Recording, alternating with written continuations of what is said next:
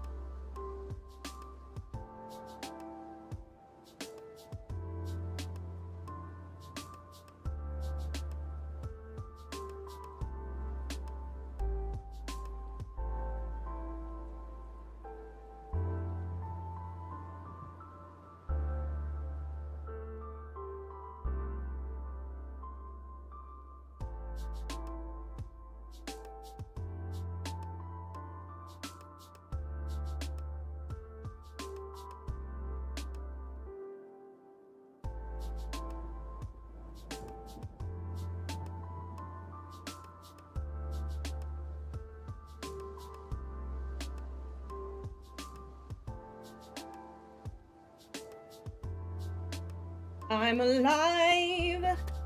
Boop boop boop doop doo doo. Okay. We are working today.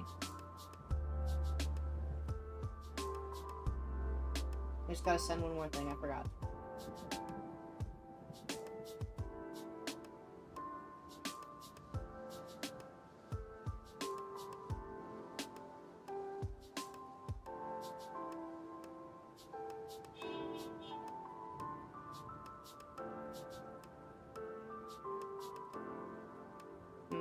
My chat disconnected. Oh, I know why. Because I'm a big dum-dum and I closed the window. And now it's confused and doesn't know what to do. Oh, darn. Alas. Take me back to YouTube Studio. I'm still alive, I promise.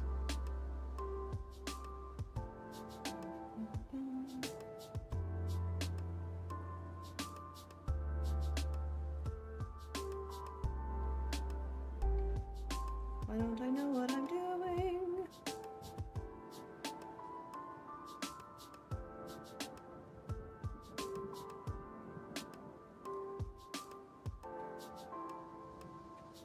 Yeah, why don't I know what I'm doing? What is happening here? Sorry, I am forgetting how it is that YouTube Studio functions.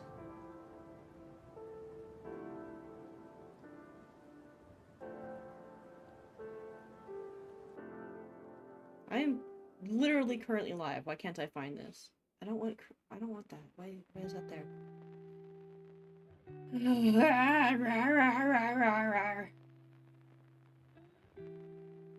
Content.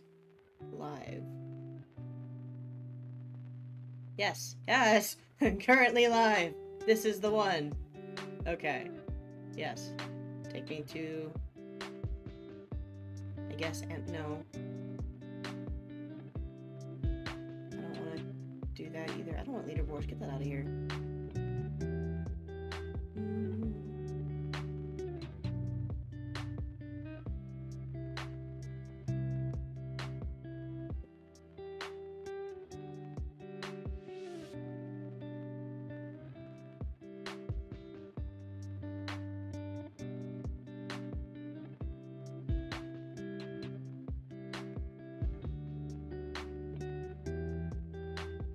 Aha, okay. I think I figured it out. Yeah, okay.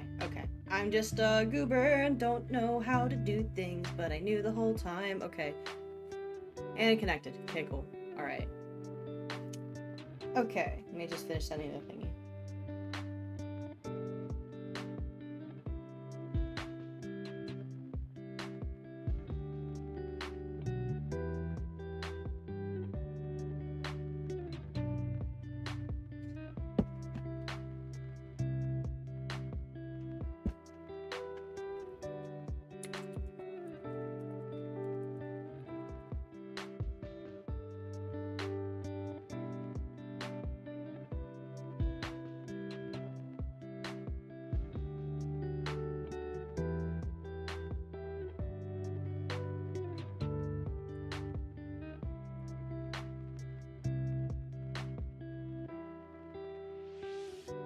Ah, okay. You know what? Hang on. Yeah, okay. Sorry. I need to see what time a bank closes today because I do need to go take care of some things. But, I don't think they close for quite a few hours, so that's not what I wanted.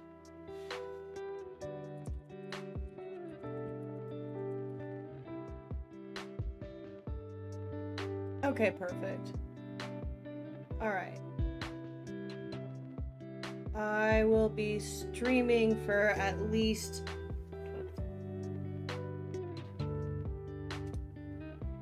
for at least 5 hours, maybe. I don't know, off and on. I might take a break at some point.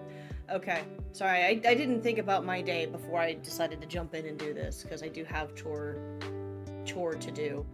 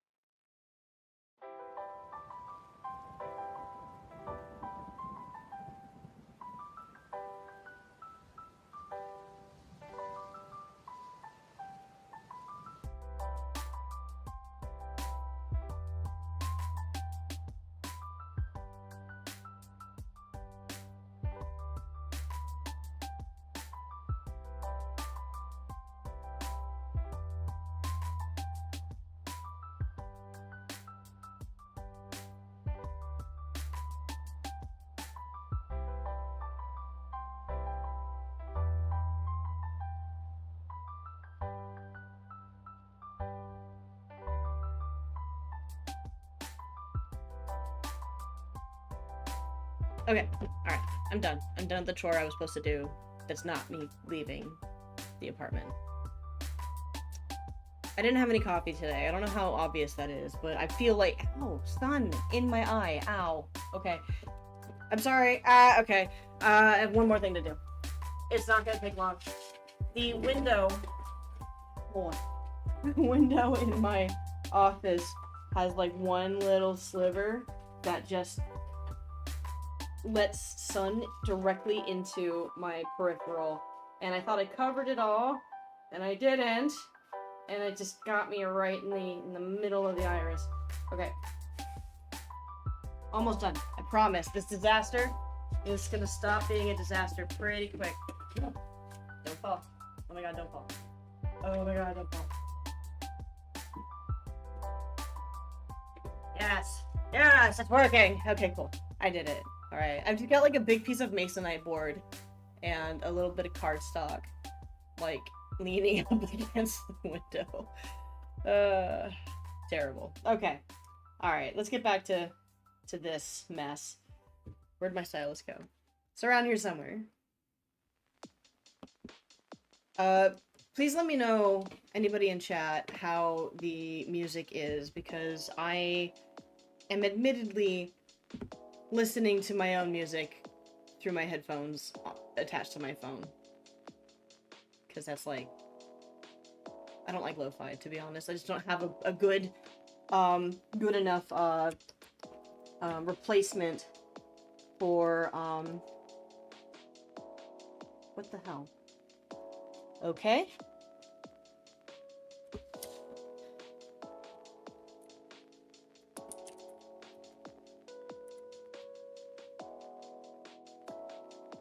What is up with this connection? Am I still live?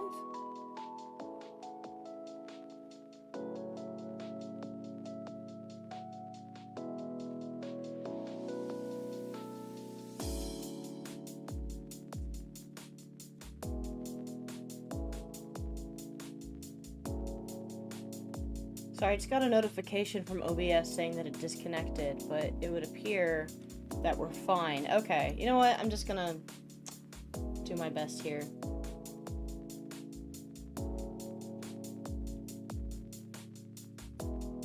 Okay.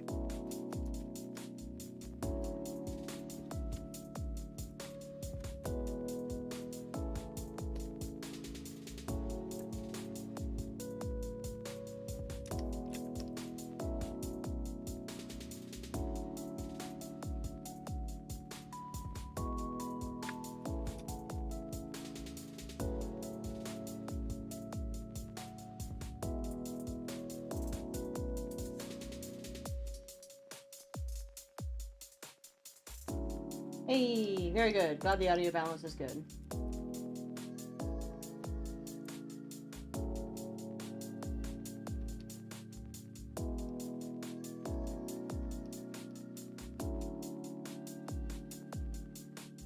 So working on a bunch of stuff today. I'm a little bit behind on a few things, so I'm trying to spend today catching up before I have to go and do chores. So for right now, I'm doing some thumbnail artwork for my boyfriend's upcoming video, and then I've got an illustration to work on for a project somebody's been hiring me to do. I'm not going to get into details yet because I feel like I don't remember what I was allowed to say or not say, but I know I'm allowed to stream it, so that's fine. And then I've got some comic cleanup and stuff to do that I was hoping to be done with this weekend, but I didn't, so I have to. So I'll be doing that. How about you, Eric? What are you up to?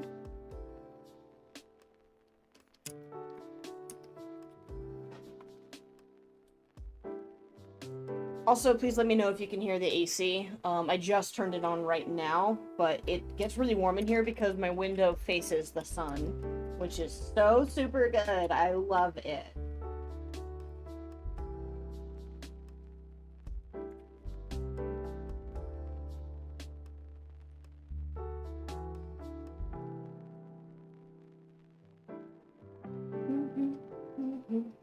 It's just about you.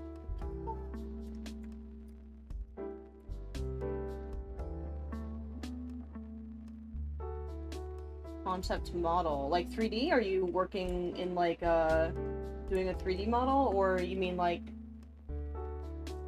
or are you painting? Okay, cool.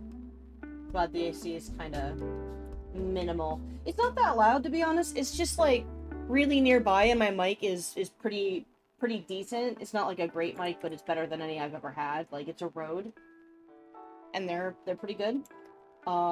They seem popular. I've really liked this one for you know, however long I've had it. It's been a few years. I think I bought it during or right before COVID. Forget which. Sick, cool. I gotta learn how to 3D model, man. I struggle because it's just so boring to learn the UI. Like, that's the only thing. Like, I'm so interested. If I get to a point where I can, like, sit and sculpt for a little bit, that'd be so good.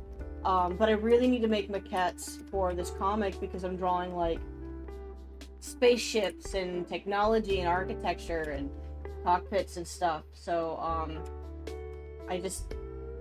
My particular brand of perfectionism demands consistency, which means I need some degree of 3D modeling that'll help me out with that, because straight lines are boring, but I need to do that. But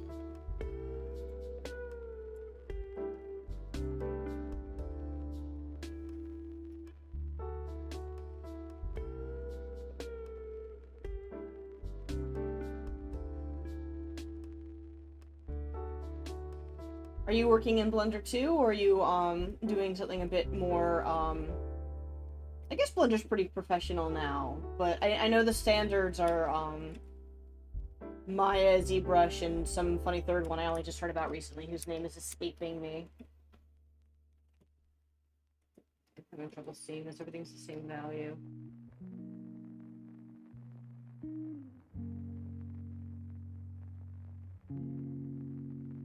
Oh, that's better. It's also kind of light in here, and the glass on my tablet's kind of shiny, which is frustrating.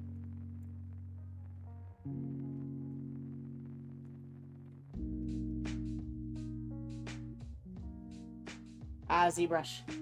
Yeah. ZBrush is, doesn't really do moving rigging stuff, right? Like, it's basically all maquettes and statues, or am I making that up? I think it at least used to be that, if it isn't that now.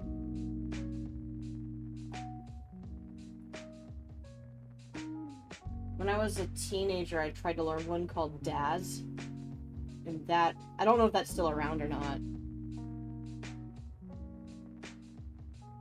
Oh, sick, cool. Yeah, Arson seems chill. He and I haven't, like, talked a whole lot, but, that's awesome. I'll have to check it out. Yeah, okay, I thought so.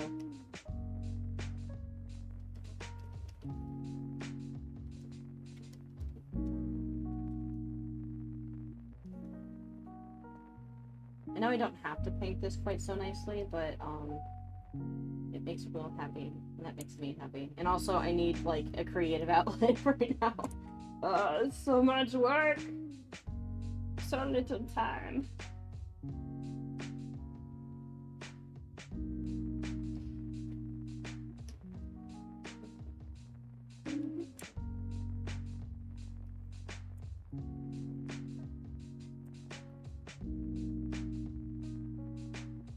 Hey, how's it going, dude?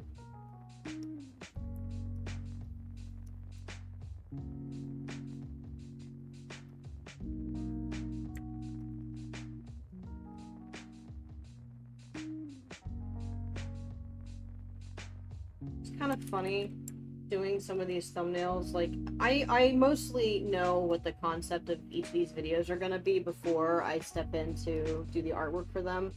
But, like, so far all the ones I've done, and this is only the third one. The other one had a character from a game, you know, and the first one I just sort of made it up for funsies. But the other one was for mouth washing, and like I'm glad that the artwork turned out really good. I think it did. I missed a detail. I did Anya, and I missed the patches that she has on the top of her jumper. Um, but like I haven't played all of that game. I think I finished the first Delta Room, and for mouthwashing I didn't finish it because I got bored. Um, but I don't know. It's just kind of funny, I guess. I'm. It's not fan art because I'm not doing it as a fan. I'm doing this for the analytical video that my partner's doing. But I try to still keep up some of the personality that these characters might have, do have, or what have you. What am I looking for? This. That's what I'm looking for.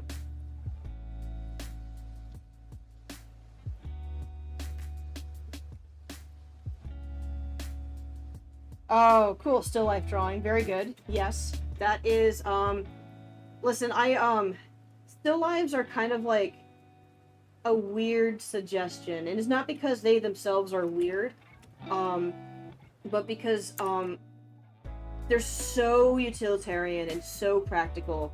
I didn't start to enjoy them until kind of recently. And, like, even looking at other people's still lives, I couldn't see past the fundamental study of it, and to appreciate the kind of poetic appreciation of the particular objects or lighting or what have you that the artist is doing, or that you as the artist ought to be doing. And so, like, I used to get really bored with them, and it would suck because I also had to teach them and tell it, other students to do them, and I regularly tell people that they are a study that they ought to be doing in their spare time. And I agree with all that, but I used to get so bored with them. I hope you're having a lot of fun with them, because like you really can, if you look for the parts of the objects that like bring joy, like whether it's the way a particular form comes in, if it's the problem solving itself, or maybe you like studying the color or the lighting of it. I like trying to make things that aren't all that dramatic terribly dramatic. I like to make it, like, I don't know, too much. Almost Victorian. I haven't done my own still life in a long time, though. I mostly just, because one of my many hats that I wear is as a teacher. It's one of the things that we have to do multiple times per student. So I think I'm always doing one in some fashion. Which is annoying, except that it also isn't.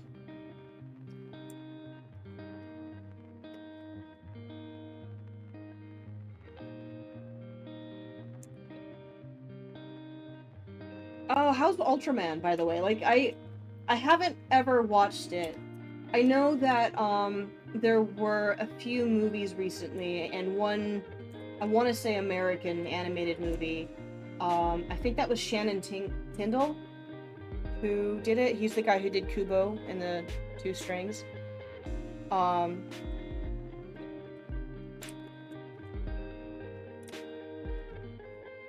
I saw his artwork for it too. Stunning. He's so good.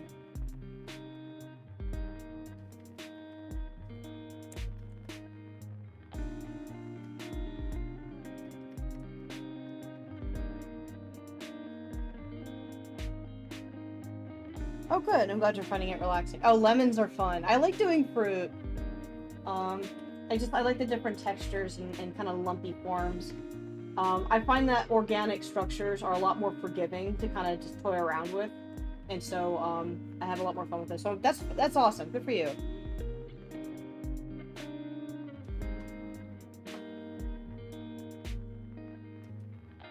Oh, that's right. I forgot that there was a there were at least a couple of crossovers with the two of them, right? Like, I've only recently been going through the Godzilla movies.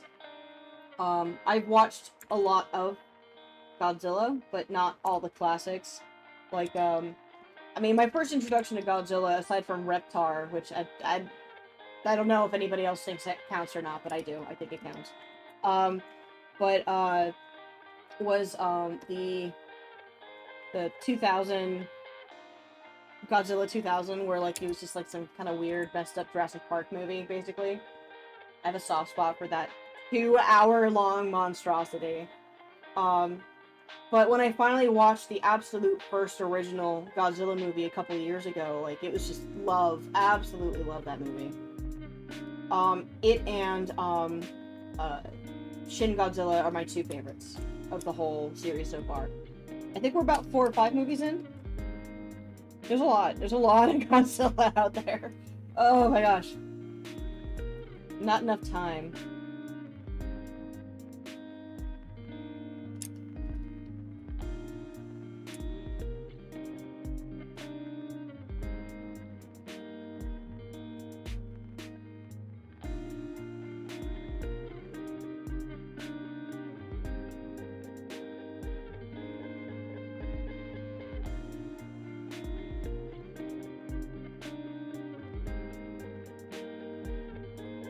Oh, nice. I didn't realize that, Super Sentai was ending. Like, are they just closing it up forever, or is it just a series ending, then a new series starting eventually? Like, things go back and forth. Like, Teenage Mutant Ninja Turtles, for example, has, like, I don't know, at least 10 different TV series that have happened over the years. It's not that many. But then they also got all the movies and the reboots and whatevers. So I guess if you count that, maybe it's close-ish to 10.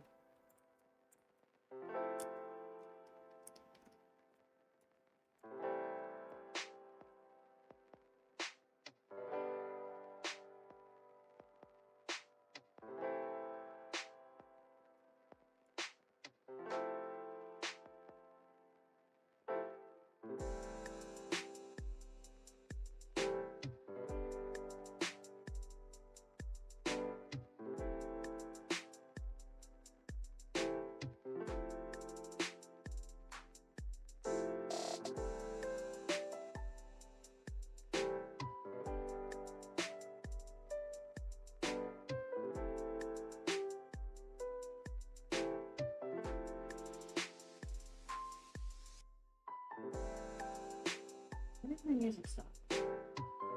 I know the stream music hasn't stopped. I just mean, like, my other music.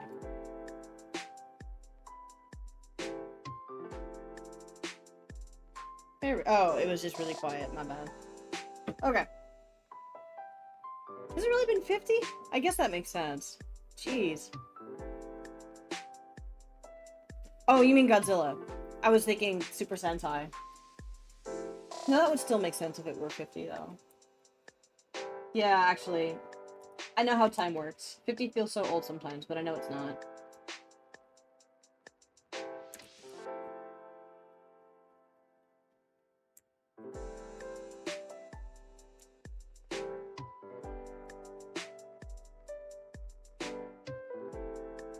I don't like this gradient.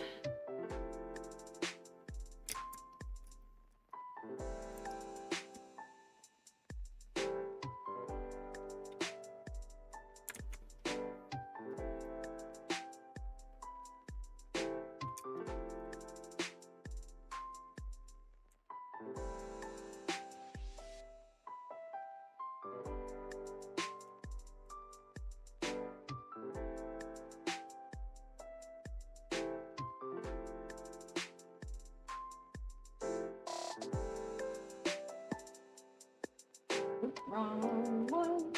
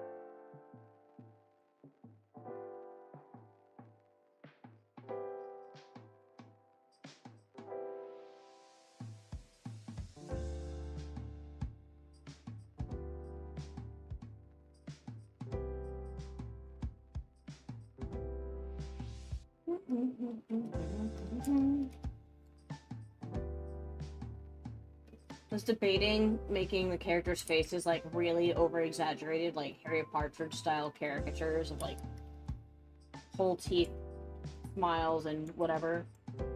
But like maybe that would have been a little too far into Goofy Town, especially since this is supposed to be a video on comparing the narrative choices and ways of showing personality and stuff to these two characters. At least I'm pretty sure that's what it is. I actually haven't had that much of a conversation about what this thumbnail, like what the video of this thumbnail is going to be. It's going to be like.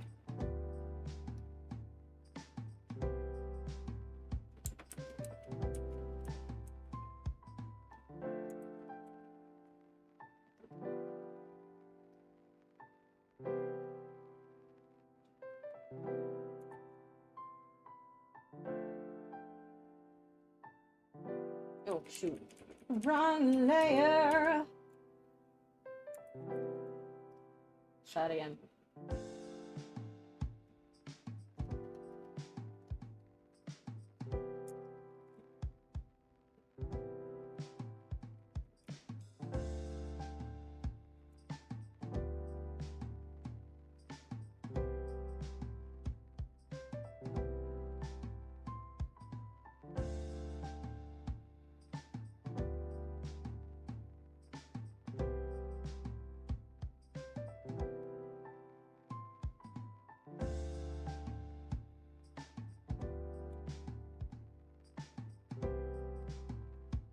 Oh, nice. Yeah. You know, I've never watched Kill Bill as an adult. I think I saw it as a middle schooler, like I saw parts of it once, and I just didn't really get into it. I was too young to appreciate the artistry or whatever. I think I walked into my parents watching it too. Like, I don't think they would have let me do it at that age.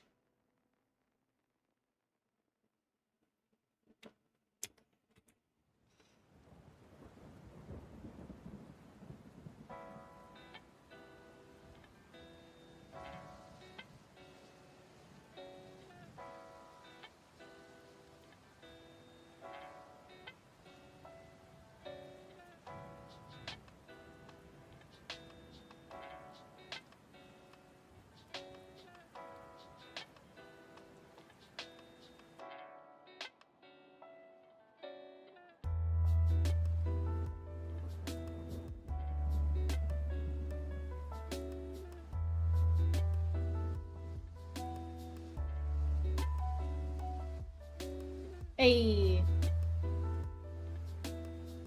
Oh, wow. That's a little bit interesting, actually, that, like, did they just, were you a kid when you walked in? I'm so accustomed to this, like, post-McCarthy United States, and I know that that doesn't sound like it's related, but it kind of is, because of the person, if I remember correctly, who started the whole I think they're called the NAACP, but basically the movie group that decides whether or not it's appropriate for children and why, got its start from being in politics for McCarthy, which is insane. And so a lot of that mentality and, like, think of the children or whatever. Oh, did I actually do what I opened that menu for, or did I just imagine it? Sorry, one second. I imagined it. Okay. But yeah, that's where you gotta start. So a lot of that, not totally, it was from the right, I think. What's the word I'm looking for? They meant well, but it kind of messed up the way that media treats things for children. Among a few other things too, like there's a bunch of stuff involving that. But anyway, point is, I don't know how other countries dealt with deciding what's appropriate or inappropriate for kids. It was when it came to like theaters and DVDs and film and TV and all that. It's something I'd be interested in hearing more about, though, for sure. Sorry, that was like a mess. It completely tangled up my thought process for a second there. Okay. This is turning out pretty good. I didn't mean to add purple here. I just clicked the wrong color. I thought it was black, but I like it a lot, so I'm gonna keep it.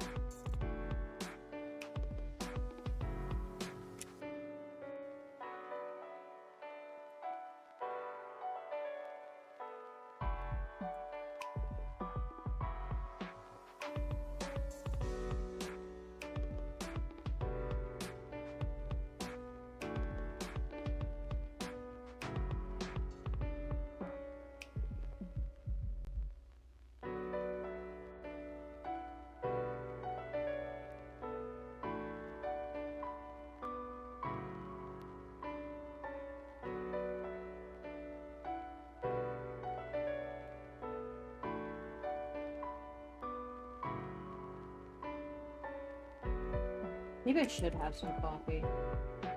It's gonna take a minute to make it. I don't have a coffee machine. I use one of those, I don't know what they're called, but it's like a ceramic cone with some holes in the bottom. You put the filter in.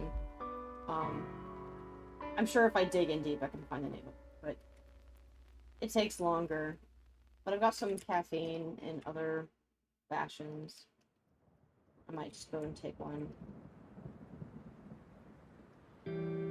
One of the local pharmacies sells these pills that are roughly the same amount of caffeine as 1 cup of coffee. And I got a bottle of those. I'll do it in a minute.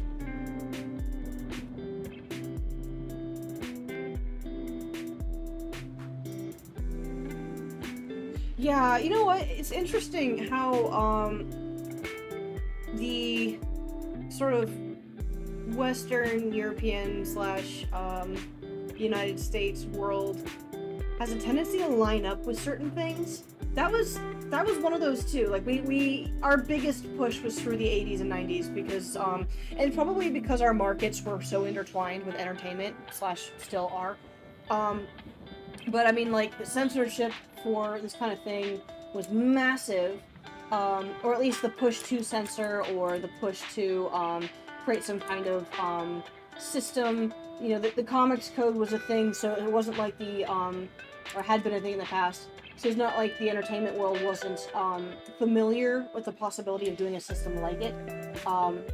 But there was a big push to better understand how it is that advertisement within a show would affect kids. That was a big one. I think it was like G.I. Joe or He-Man or something like that was a big part of that, because it was like, if you don't buy our cereal, your poor favorite hero might not make his, you know, his last stand. Oh.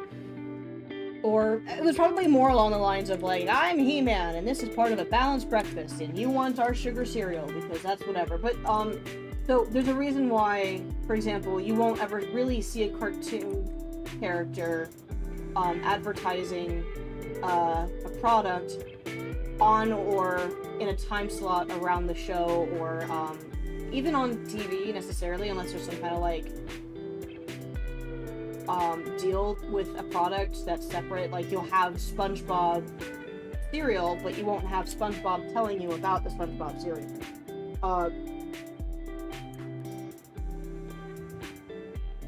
But in the same vein, like, there was a big push for censorship and you know, what's okay, not okay for what were they called?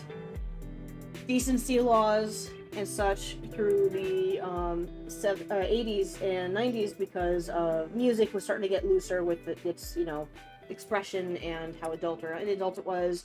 There was the Satanic Panic around the same time, which I would venture to guess is related. I can't speak on that directly, but it just seems like it would make sense if it were. And everybody was kind of up in arms about it. Like, there was a huge push for more conservative values at the time, too, just in general. And, that was definitely part of it. So it was just really interesting that there was sort of a similar thing happening in I guess, allied countries would be the word for it, but it's very twinsies in a lot of ways. I'm not saying that America is the same as all the other countries, because all the other countries are all uniquely different too. But we do tend to skip hand in hand in a field together to certain topics around the same time, which I think is really fascinating.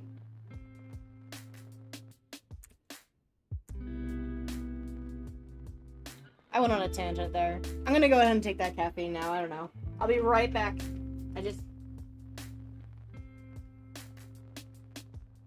Mama needs some brain power. Oh, I should save. Oh god, I should save. I haven't saved once. Uh-oh. Okay, hang on. Uh-oh, get that out of here.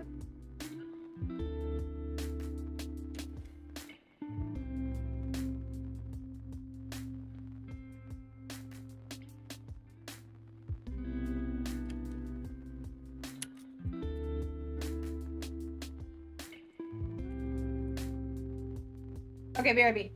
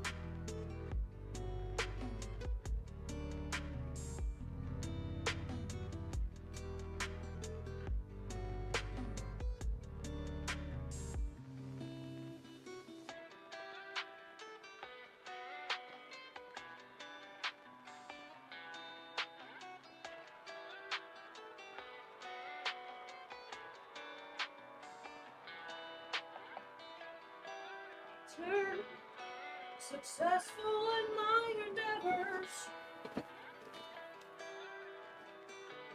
Okay. I'm back. Video nasties. Okay. That sounds amazing. I kind of want to watch that. Also, we had nothing but teenagers working in cinema at the time, so no, yeah, okay, yeah, that checks out.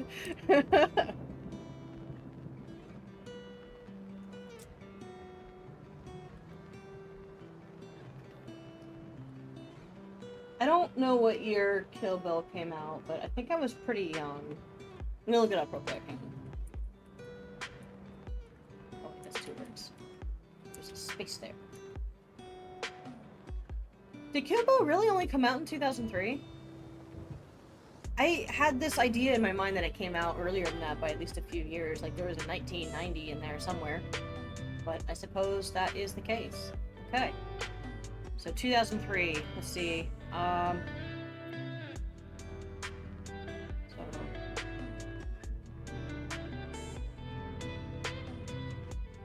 was like 10.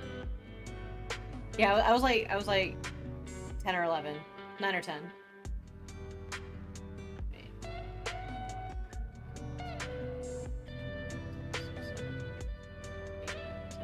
I was 11.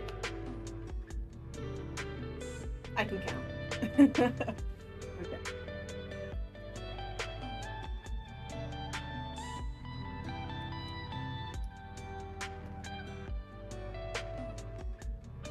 I think I got it in my mind that it was older than that because I was, you know, young and my parents watched it, and therefore it must have been old.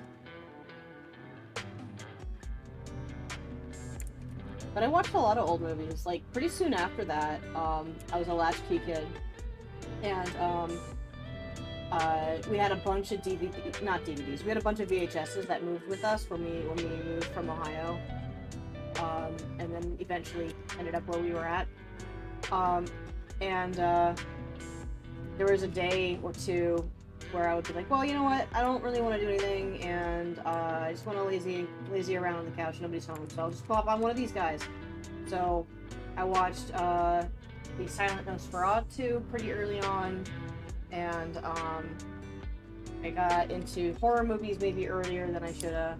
We didn't own a lot of horror movies on VHS, but we also had certain TV channels that had film marathons and stuff on occasion, and I'd watch it that way. Or we had DVD Netflix, and so we would also, my parents would rent stuff, and I would watch them. I'm sure they knew some things. I feel like if they weren't willing to have us watch it, then they probably wouldn't have left it out. But I guess I'll have to ask about that, because there are a few movies. I think by the time I was 14, I'd seen a lot more horror movies than maybe I should have.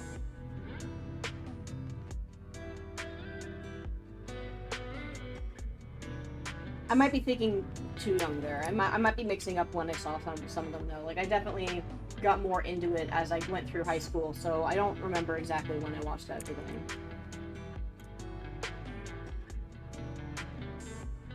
Nice.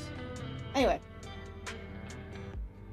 Oh, yes, yeah, I'm sure older sibling, by that degree especially.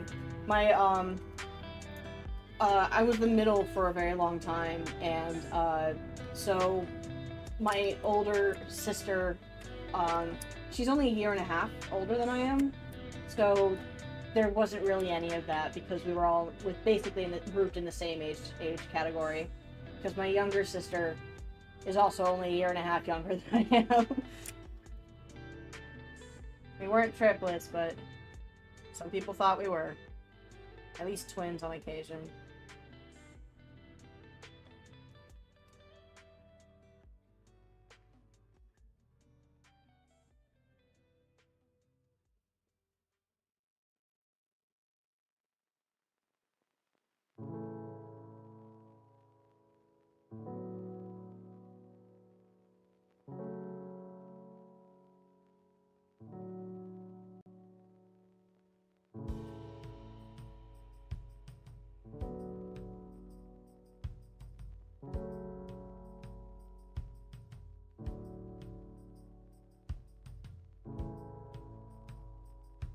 Okay, hang on one second. I got an email.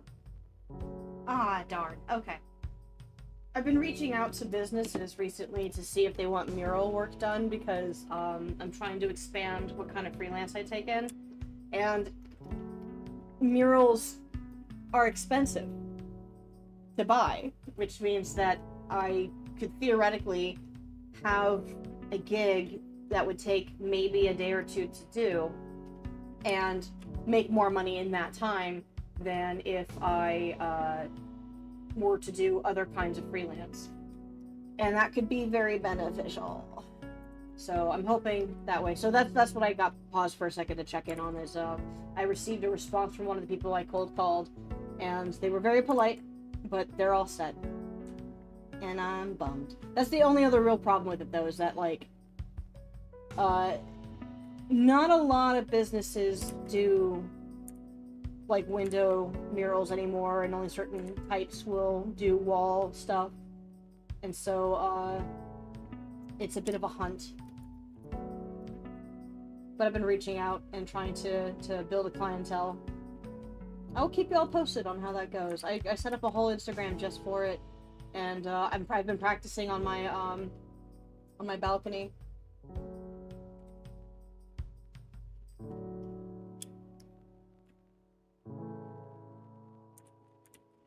Using the wrong brush.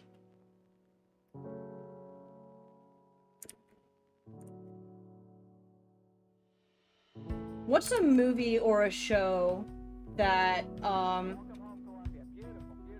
you watched when you were young that had a major positive influence on yourself as an artist? Whether it, not even necessarily as like a drawing artist, but like, I think every time anybody does any kind of drawing, there's even just a little bit of narrative in it, but like, whether it affected how you view art, or how you do your own art, or how you apply story to your work. Like, I'm really curious if there's just that one thing.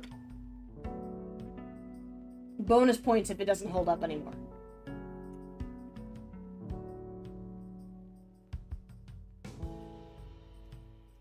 Oh yeah, no, Eric, that definitely is a thing. I'm thinking more like the cute veterinary clinic down the road might want to have a painting of a basset hound with flowers next to it for the springtime, or the dentist's office might want to have cute pictures of things on the walls to keep the child clients from feeling too uncomfortable, that kind of thing. So I've been applying for, not applying for, but like reaching out to coffee shops and flower shops, little boutiques. There's a community not too far away from me. It's not in Los Angeles, but it's up north of us, called Ojai. And there's this really beautiful place. It's got lots of oak trees and like brick and everything. It's really cute. But it's all very like small business boutique vibes. And I was hoping maybe places there might be interested. Ventura is very much likes to have this, we're a small beach town sort of thing going on, and there might be a few places there that want something kind of endearing or charming or something. I'm not thinking like, I don't want to do like a really big project. I don't want to do like a 12-foot by 12-foot wall of like a person with birds and geometric shapes or whatever, like, you know what I mean?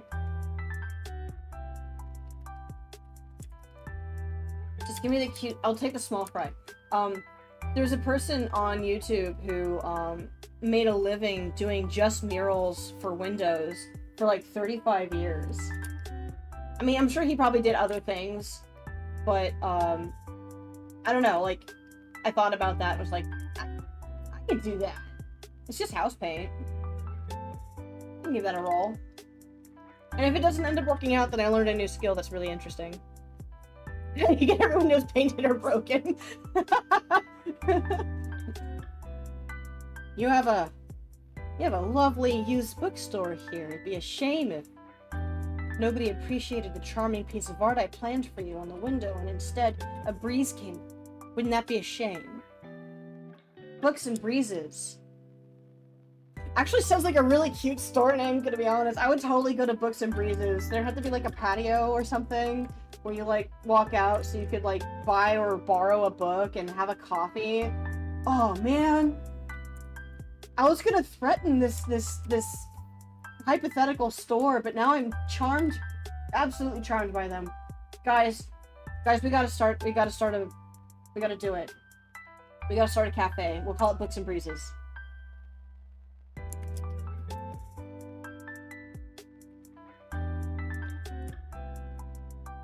Oh yeah, no, dude, it would be really cool if the Chainsaw Man franchise had an art book, if they don't already.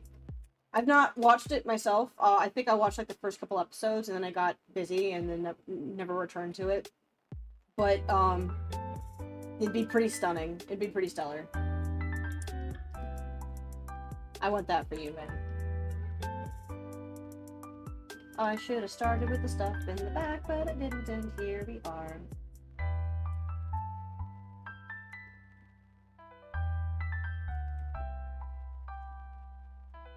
I kind of hope that theaters don't die out. I used to want them to be honest. Like I was so sick of them. Every time I'd go, there'd be somebody who doesn't know what theater etiquette is, and I'd be like, when I went to go see The Lighthouse, for example, we saw it. It was like a small indie theater too. Like there's a bunch of them around where I live because it's just like, if you're moving to my area, it's because either you're getting into the film industry, or you're obsessive, or just it's like the Hollywood area. There's a certain type of person who willingly moves here. So like, part of the community is a lot of little local theaters just around. Some of them have been around for a really long time. They're like cultural staples. And we went to one to go and see The Lighthouse. And so it doesn't take a whole lot of looking at The Lighthouse, like, to know what kind of movie it's supposed to be, right? Like, you see that trailer and you're like, oh, this is a seriously messed up movie, and it's serious, and it's not a good time. And therefore, you can expect that there won't be anything terribly funny. But the dude next to me kept laughing at really inopportune times. Like, not even in areas that were, like, levity. Nothing that made sense.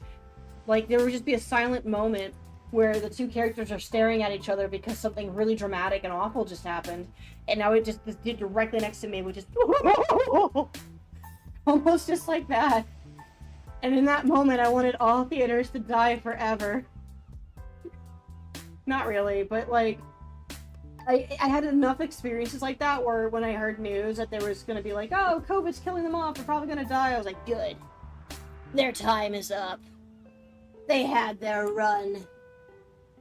But, some of my recent experiences, I don't feel that way anymore. Like, I went on a date with Will, and we went to go and see, I think this was last year. There was a small theater that was showing the animated short nominees for the Oscars, and it was just all the nominees.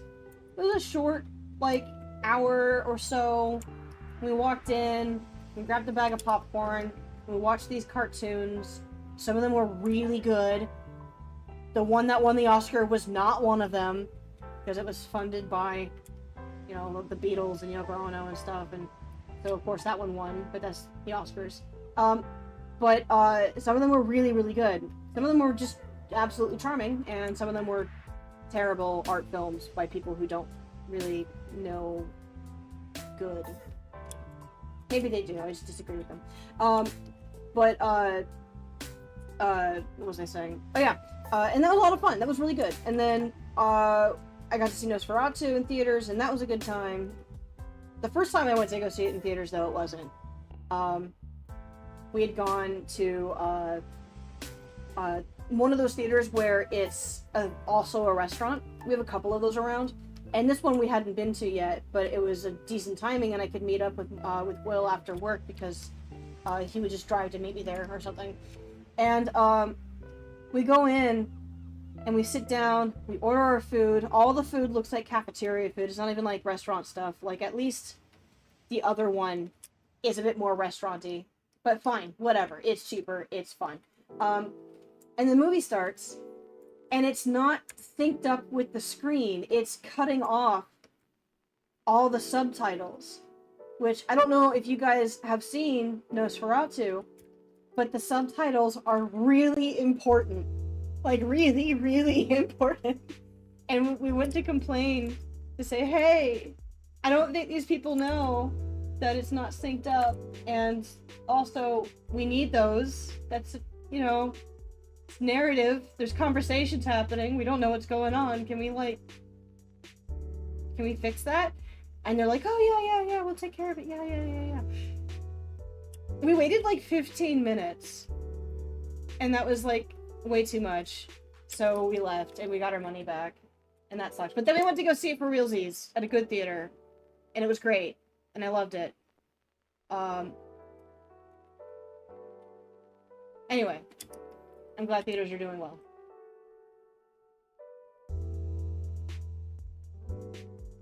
I've been maybe a little bit antisocial recently, just due to the nature of the work I've had to do, and I do feel a little bit like an elderly neighbor who has been let loose for the first time in days, and so I might be a little rambly today, but we're working on airing out the personality a little bit, so I'm probably gonna go talk to real people today who aren't just students and coworkers, and that'll be nice. You know, I haven't seen a lot of anime movies in theater either. There's I would love to see Akira in theaters. I think that one's one of my favorites. I would also love to see Mononoke. Princess Mononoke absolutely deserves a theater visit. That'd be cool.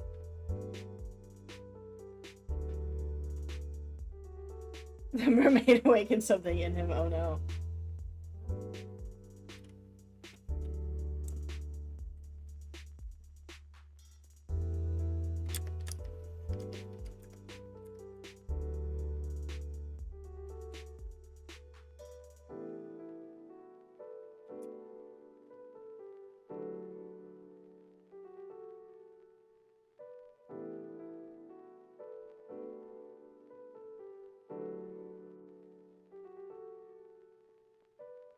Dude, like those, Sharky, those people who do lettering and pinstriping for windows and signage in cars are so scary.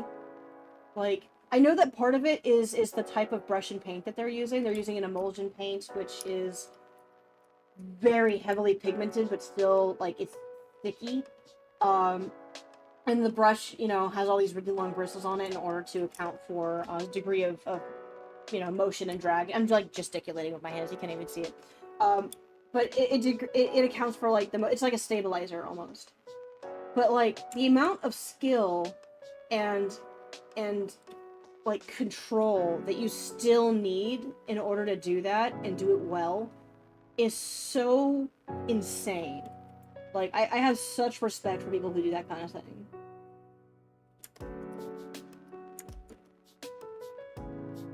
Hey, Cody! Welcome. Oh, so just as a reminder, and I'm going to be saying this periodically for the next month and also through the stream as people come and go. I am in the middle of changing locations, digitally speaking. In the description of the video, you'll see that I @GrossGiirl. You may notice that the username for my YouTube currently is Drowned Pirate. I made it when I was a teenager, and GrossGiirl hadn't really been a thing yet. And so I'm making the transition to my proper label, so to speak. But there's a few things that YouTube doesn't like to share to new accounts, and technically speaking, it is a new account, so I can't stream on it yet, at least until tomorrow. I have announcements that I want to make for it. I've got plans for the new YouTube channel that will be a bit more like a YouTube channel, less like I stream here sometimes kind of a thing. So, give me a follow, check me out there. I'm eventually going to abandon this one. So, I don't care if you like or subscribe to Drowned Pirate, but I do care if you do so to GrossGiirl, because that's where I'll be moving to.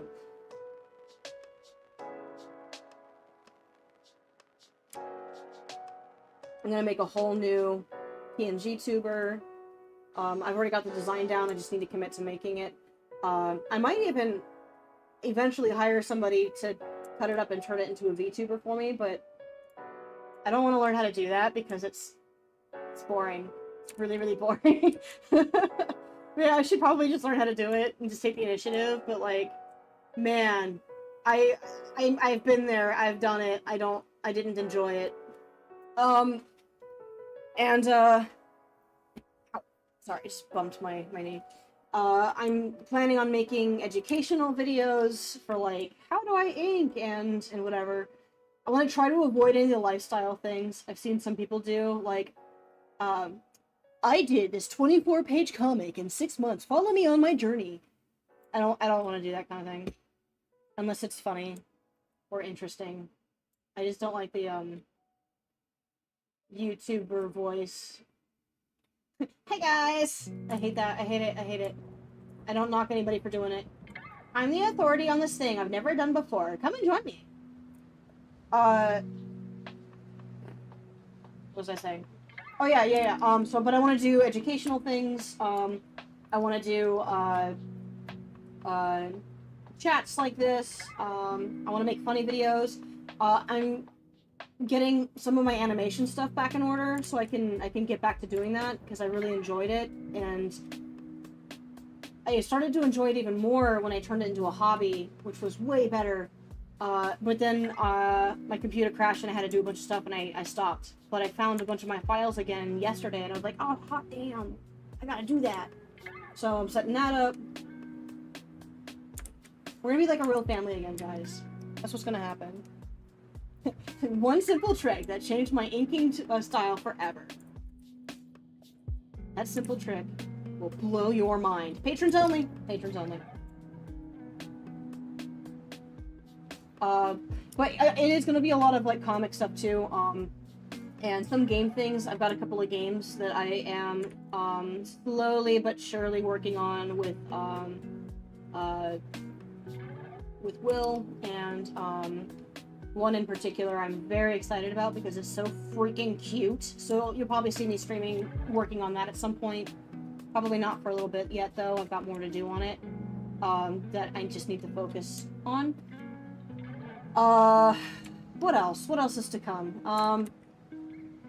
I really enjoy Ryan's lore videos that he does for his King Arthur comic and for Black Marrow. And so I'm thinking I may do some for Reanimate or Tash. But I need to work out a few things for them first. And there's not a whole lot of lore in Reanimate, so I don't know how I'm gonna marry that idea, but I like the idea of having unrestricted conversations where I yell at you about the things that I'm making because nobody else will listen to me. They've already plugged their ears, okay? They've heard too much.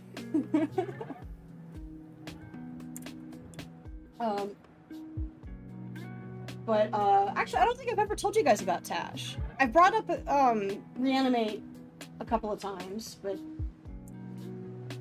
Tash is weird. I need to learn how to draw castles and stuff for that, which is also circling back why I need to learn 3D. Woo!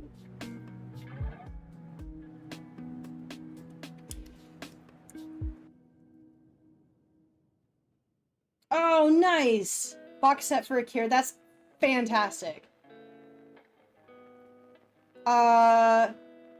What's the sub goal we gotta hit for me to draw, pinups of Black Marrow? Well, what we really need to do is we need to somehow trick Ryan into saying his own name backwards, and then saying I consent. So, I don't know how we're gonna do that, gang, you know?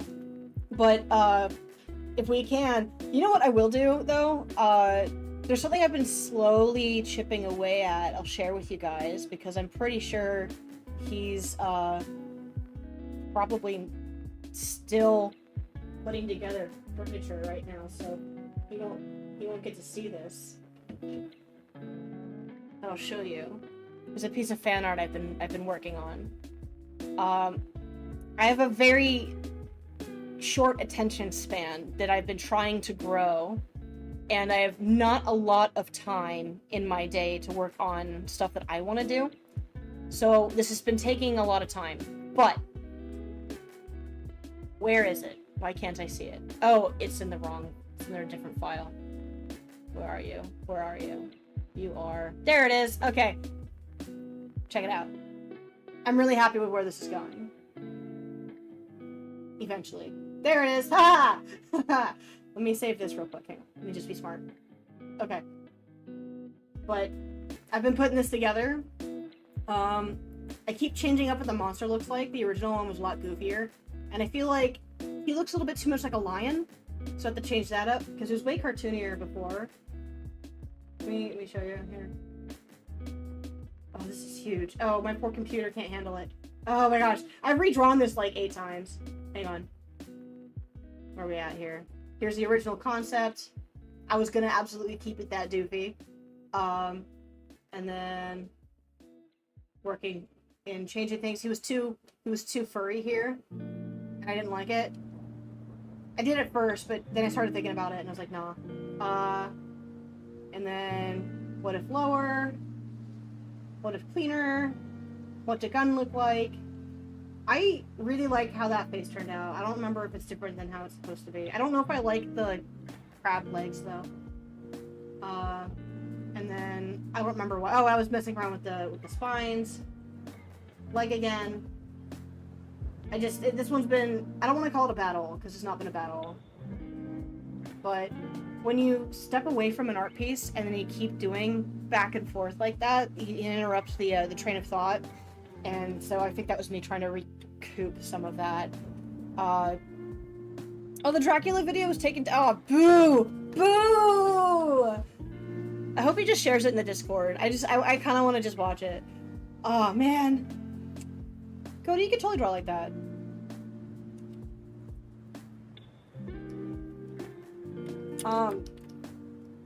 There's one thing I definitely want to do, with a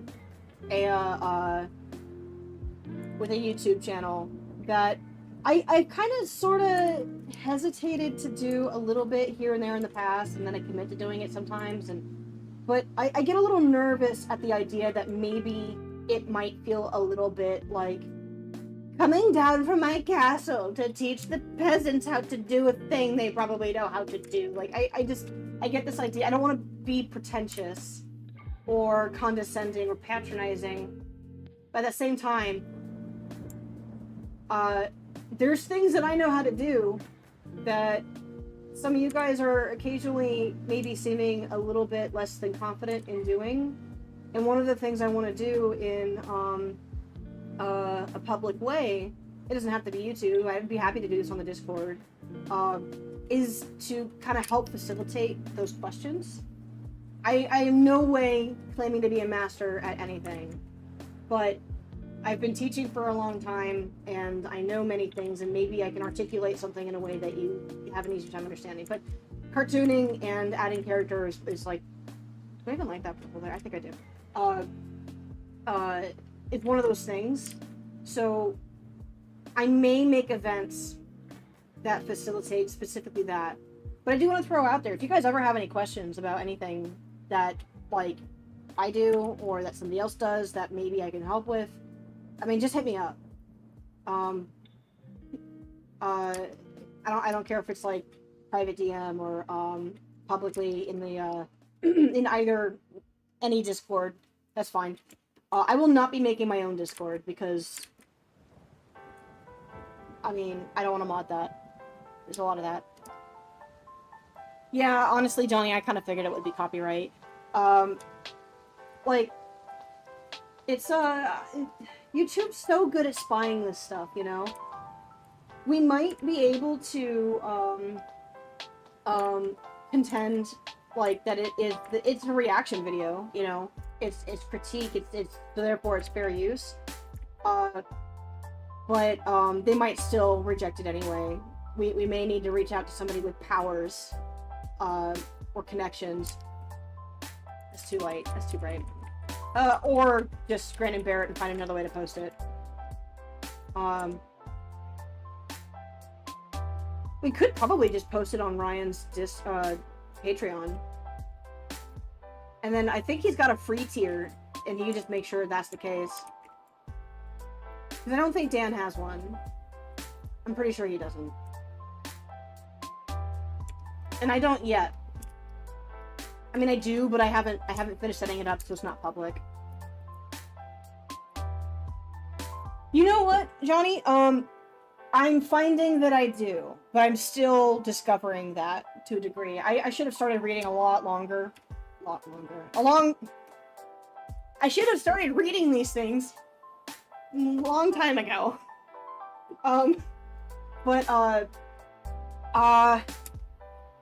One of the things that I've really enjoyed in my 30s is reintroducing or just introducing things that I wouldn't have appreciated before.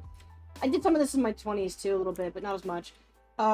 And so far, I've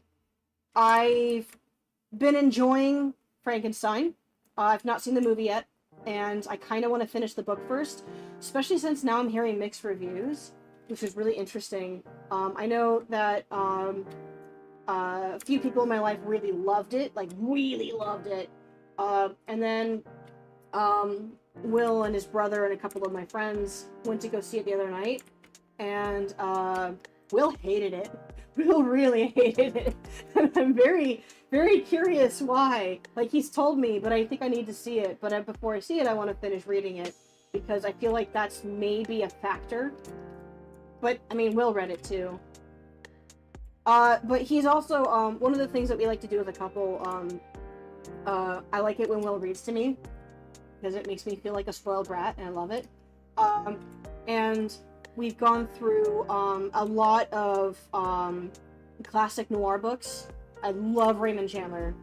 He's fantastic. Agatha Christie, obviously, fucking goat. Oh god. They all sound like... All the writers for detective novels sound like detective names. But in that grouping, a lot of those, I've been really loving Lonesome Dove. We've been reading through that one recently. Will's already read it. I'm a huge fan of the miniseries. I would love to watch that in Discord with you guys if you guys ever want to take the time. It's like 6 hours long. There might be a day where I'm down to do it all in one go, but I don't know if that's viable for everybody else. He's been reading me Anna Karenina recently, and that one I might just have to read on my own because it's dry. Ever so dry. I know that Between Two Fires is not classic literature, but I loved it. I loved it very much. I think it's really interesting, specifically given the type of story that it is, the sort of Christian philosophy that kind of goes into it, and my not being a Christian in any way, I thought there was a lot there to chew on that's really intriguing to me. I don't want to get into it without it being too much of a spoiler for those of you who haven't read it yet, but it's just, as a dark Catholic fantasy, it's fantastic. I loved it. Let's see. There's a few sci-fi books I've read over the last couple of years that I've also loved that are probably not classic, but I would still highly recommend. Children of the Stars. I keep doing that. Children of Time. Children of Time. See, now I don't know. I always do this. What was it called? I think it's Children of Time. Yes! Children of Time. It's a sci-fi novel by Adrian Tchaikovsky from 2015. This dude is a huge nerd for spiders, and the book is split into an A and B story.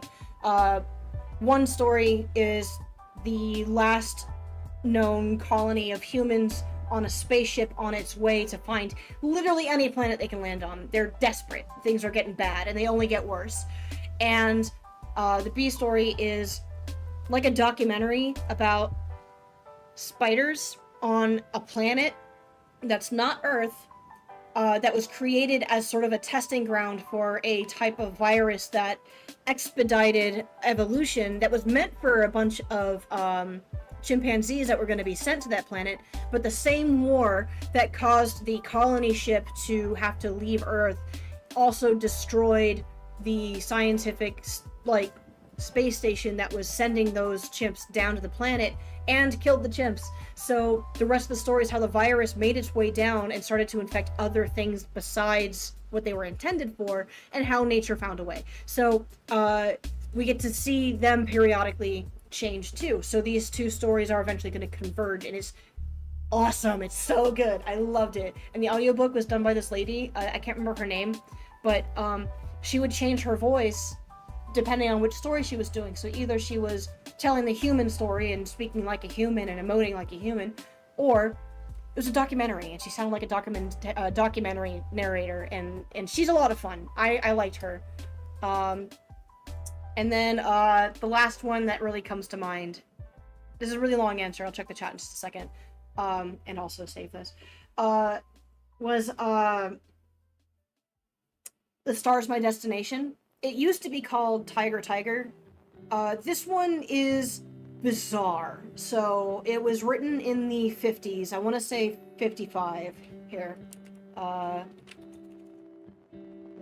Star's My Destination.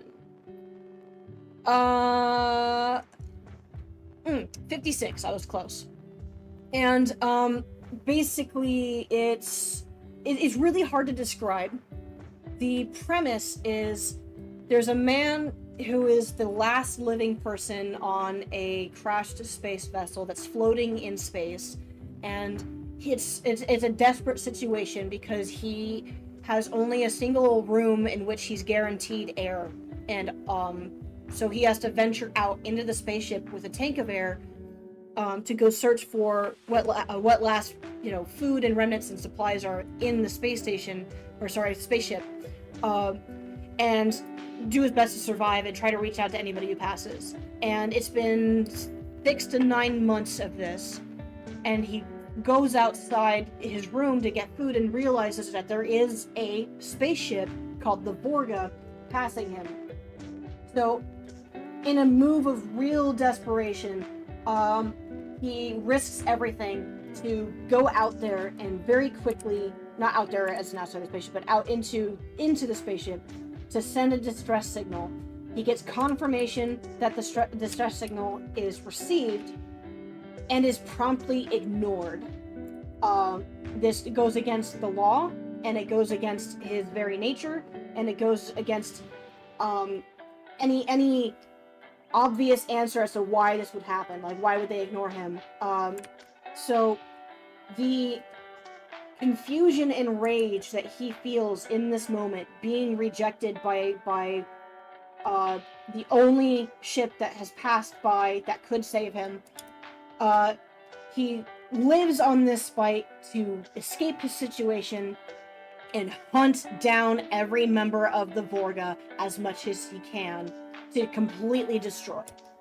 And the book itself tends to introduce a new concept and roll with it. So in one chapter, for example, after we find out everything that happens to this guy and how he manages to escape, how he manages to get back to Earth, it then has to take a moment to describe, hey, by the way, in this time, people have figured out how to teleport. This is how teleporting works. It's called jumping. Here's why it happens. Here's where you can and can't do it. Are we on the same page? Yes? Good? Okay, cool. He's back on Earth and now he has to go to jumping school. And it sounds like it doesn't make any sense. It sounds like it would be out of left field and not work, but ultimately it works so well every single time that they have to do an aside like that. There's another one where he's like, hey, listen, there's a very special prison in this universe. Just so you know, we need a quick backstory. The very special prison. Because how do you do prison when people can teleport, right? So here you go. Here's how that works. Okay, we good? You good? You all understand it? Great, cool. Our hero's in jail. And it does it a couple times through the book, and every single time it's thrilling. It's also kind of a hard read, and our main character is like actually genuinely evil. So he does some pretty messed up stuff to people. So I don't totally recommend it to everybody. At the same time, I kind of do. I really do. I love it. Anyway, I love that book. So, Johnny, you mentioned the Grapes of Wrath. I know that you've been reading a lot of classics recently. Are you in the Grapes of Wrath right now, or did you finish it? Like, what are your thoughts? Let's see here. I really want to learn to get into more classical literature. The only thing I really looked into and enjoyed was Dracula. Dracula's great. I loved it. How was your Dolly Parton TV dinner? My God. I'm ready to do some realism Friday tomorrow at school. Honestly, dude, whatever kind of drawing that you do is only going to inform you as an artist. So, is it a good idea for you to do realism? At some point, yeah, totally. Is it a good idea for you to look into perfect photorealism? Only if you want to. The things you'll learn by pursuing a degree of realism will help you if you want to get into any kind of art that's portraiture or caricature, cartoon, anime. It's all going to feed into itself at some point.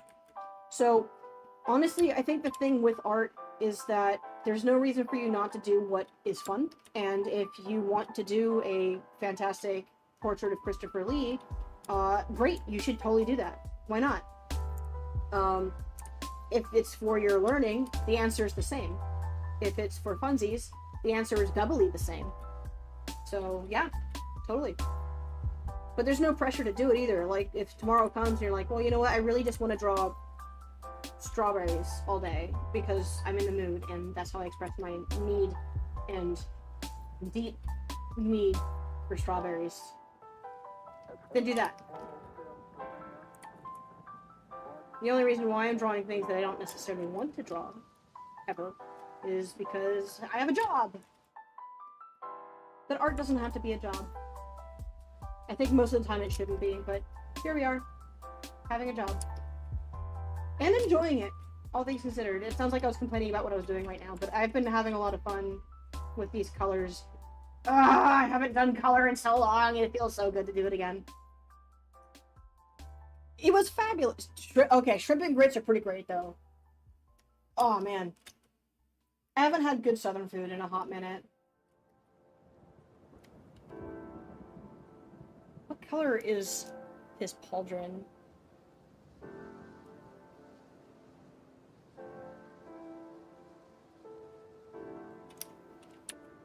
Woo! Okay, sorry, it's got some good news. Okay, cool. Awesome. Pauldron. Is that what those are called? I feel like that's what those are called, and I know this. Pauldron? Pauldron? Pauldron. Yes, I was right. Okay, cool. Awesome. Deltarune.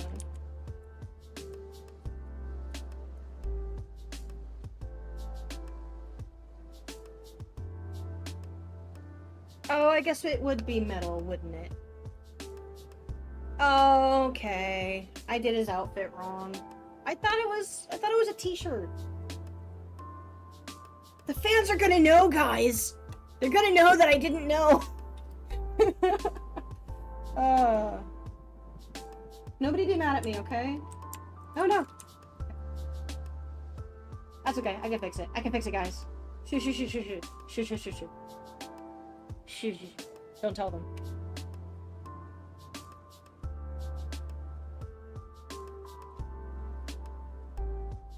Nobody tell the fans that I don't know what Chris looks like. Even though I played the game, I did. I think I did finish it. I did. I didn't finish the second one yet. But the first one, what's her name, Queen, the bad guy, is one of my favorite villains I've ever seen. She's so funny. If I were a villain, I'd be like her. Absolute nightmare. Funny lady.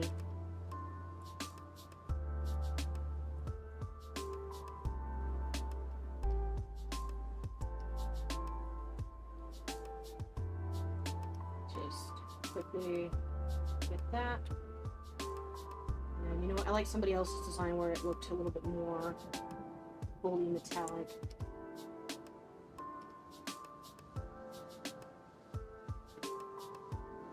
Let's just do like that. Yeah, that's fine. I like this. Okay.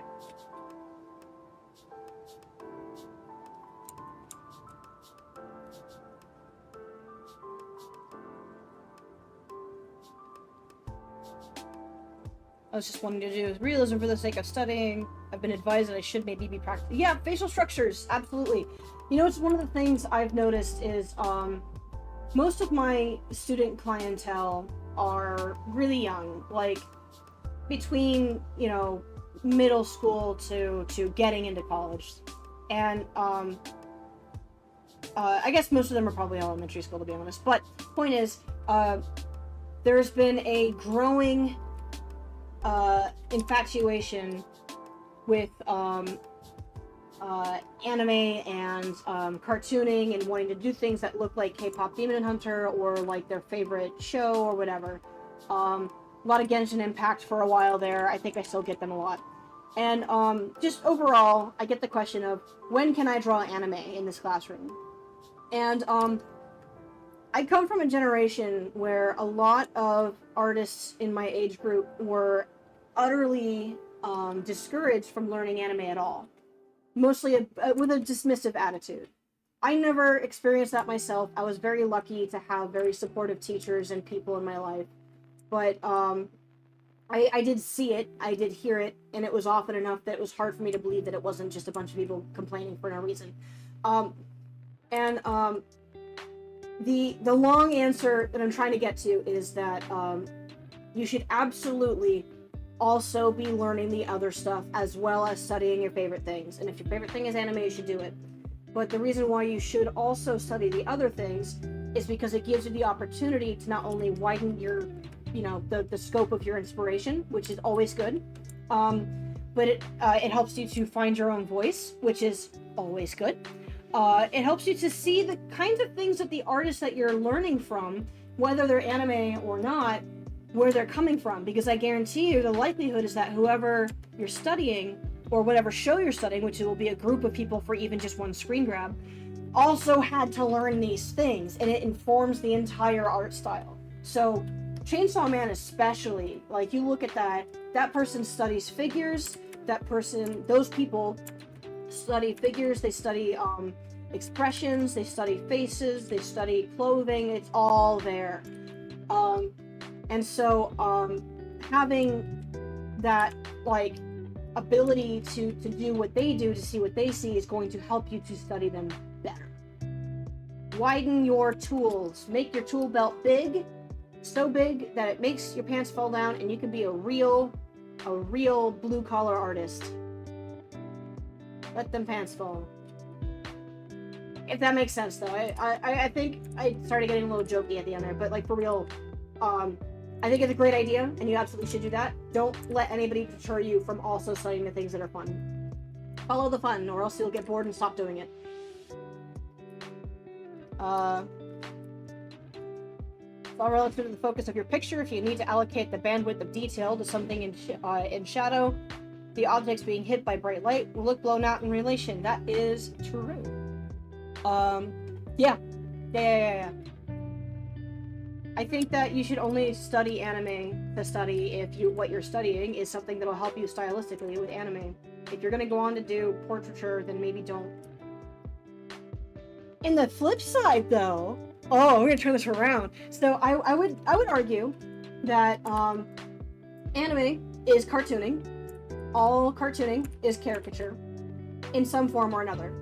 I would also argue that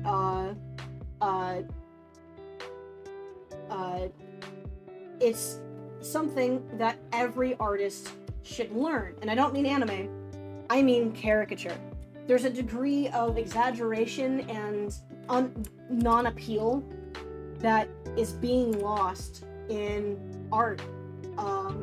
And it's one of the things that I think makes the greats so great. And I don't necessarily even mean like the greats in a classical sense, but if you look at the most well-beloved portrait artists right now, or the best concept designers who are doing people especially, but you can do caricature for places and objects too. Anybody who's in comics at the moment, like that expression, a little bit of ugly, a little bit of lumpy, a little bit of a highly exaggeration, like any of that is going to inform your work in a way that helps keep it from looking like same face, or like it all is Instagram, get me the likes, my people are all runway beautiful type stuff. It'll also help keep it from looking too plastic. and cutesy. And caricature goes a long way. You don't need very much. If you look at old classical paintings, especially Baroque, but even before then, you'll see it's all in there. You'll look at somebody's picture of like something really dramatic happening and look at the way their faces are contorted or how everybody's faces are different from each other. That's just caricature. It may not be as exaggerated as like Proko's caricature work or like Hertzfeld. Is that his name? I should know this. He's such an influence on my family. Why am I artist? I think it might just be Hertz. Yeah. No, I'm messing up live, guys. Oh god. Caricature.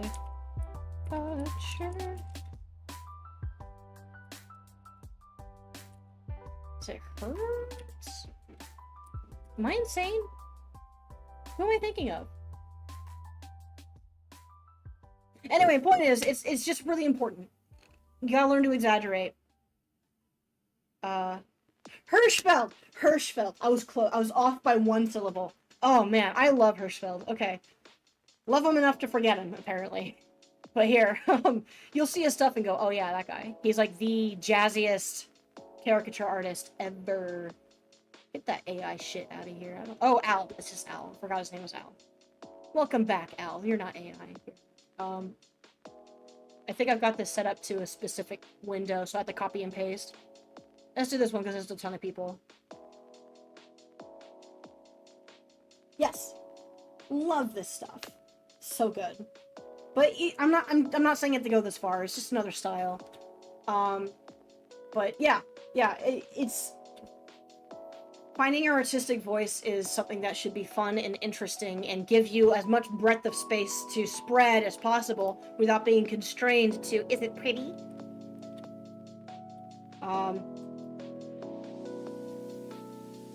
Yes. Oh, Eric, you're so right. The, what is that called? Hang on. I think it's just the picnic or the park. This is a huge piece too. It's massive.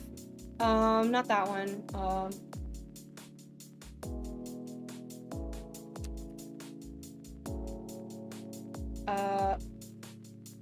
Oh, you know what? You're talking about this one, right? I might be. Oh, not copy link. Hang on. Okay, yeah. I thought, who did the pond, the lake? What was it called? Hang on.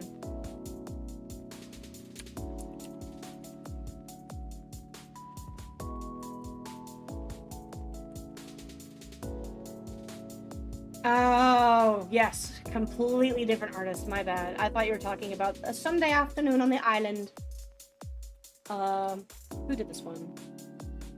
Surratt. George Surratt. Bad Mile. Bad art history. Completely different style to like his impressionism, but it's way tighter. Like way tighter. Here. You'll know, if you don't already know what I'm talking about, it's this one. It's a terrible picture of this, but this thing's massive.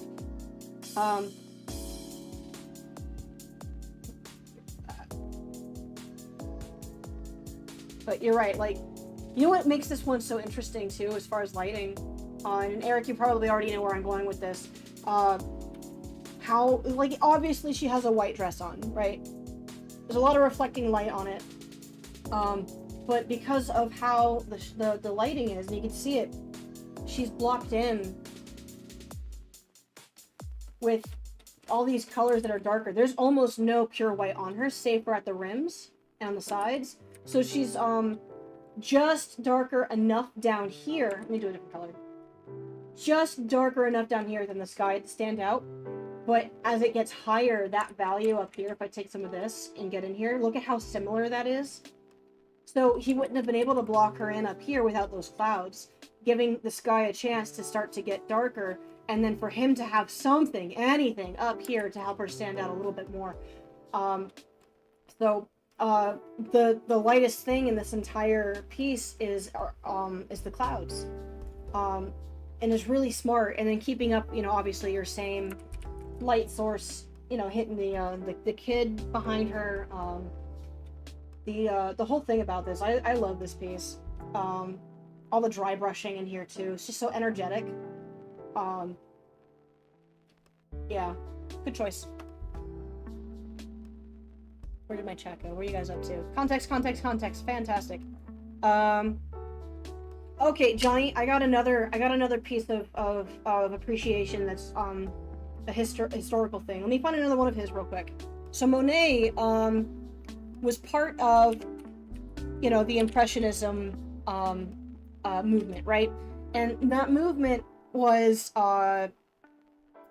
not super loved at first, but I mean, the more that other artists like him kept doing art for the art and doing it that way, the more they were able to do, you know, more pieces. But one of the things that made it stand out and became more accessible to artists all over the place was the fact that they were booming at the same time as the Industrial Revolution, especially the latter stages of the Industrial Revolution.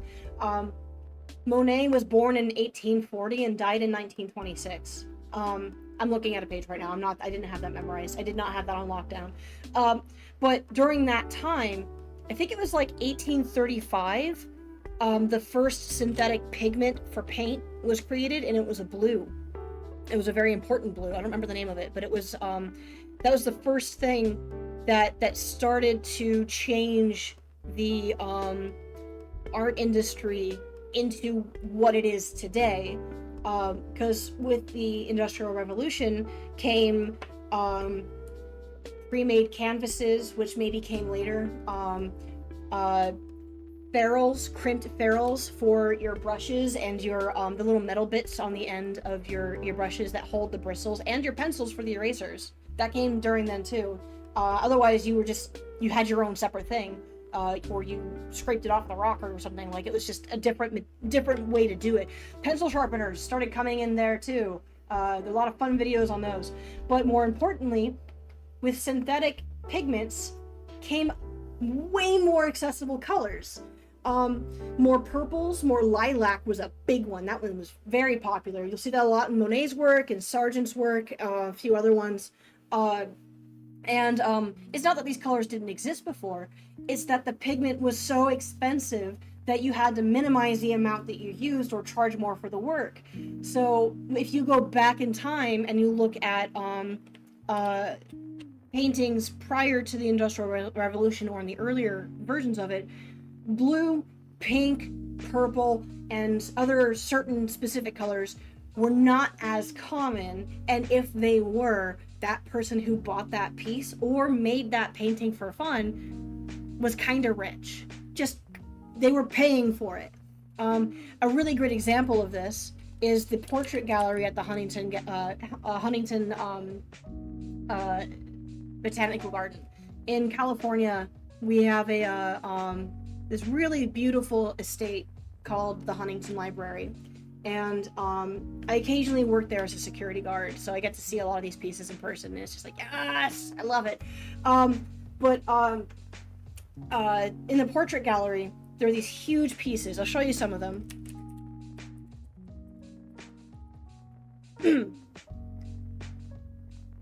So you'll have pieces like, oh, here's the whole thing. Copy image. So here's the whole gallery. These things are huge. When you walk in there and you're like a person, you are standing. If you're here, oh, too big.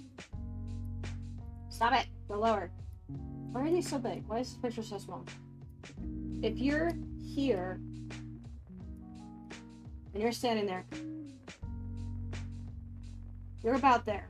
I think that's fairly accurate. Because this is a bench. That's a table. There's a statue on this table. Nobody's allowed to touch the table. That's also a piece. So these are each taller than a person. And if you look at these pieces, save for one of them, and you probably already see it in here, not a lot of blue. And if there is, it's kind of minimal. Here's a great example. So this portrait of a woman, I think this one's Reynolds. This whole gallery is Reynolds, Gainsborough, and oh my god, what's his name? It's another R name. Not Robertson. I'm just kicking myself. Anyway, there's three artists primarily in these portrait paintings. So on this one, all this blue up in here, it's deep, but it's grayed out. I'm pretty sure this piece has been cleaned too, so I don't think it's old. I think it's just they didn't use a whole lot. It's brightest like right up in here. This woman's face is really funny too. She's kind of stoned looking, but that's a different thing. But then you look next to her, and it's Blue Boy. And this, I think, is before he was cleaned. Hang on. It's Portrait of a Young Gentleman. Here it is in full. Yeah, so that's before it was cleaned. All that yellow is gone. Here it is now. Right. Here. I love this piece. It's great. Its backstory is also great. Gainsborough had been doing pretty well for himself, and the style of the time was warm figures, cool backgrounds. Allegedly, there was a conversation before this piece was made, but there's also reasons to believe that maybe it happened afterwards as a reaction to the painting. But basically, there was a challenge put forth that, well, you can't do a cool character with a warm background. That's just silly. And then Gainsborough did this piece of, we don't know if it's his nephew or just a kid that he started taking care of or apprenticing, but he's just a local teen he had in his vicinity, essentially. And he was dressed to the nines at the time, and he did this piece. It's really big. It's very blue. Very expensive. They probably glazed it a little bit to get it to not be as expensive as it would be if it was just solid paint. Allegedly, he hung it in his window as a means to make sure not only people could see it, but also as a way to advertise, like, look how good I am at what I do. I can afford these lovely things. But then you compare it to, was that meme of the guy reading? Hang on,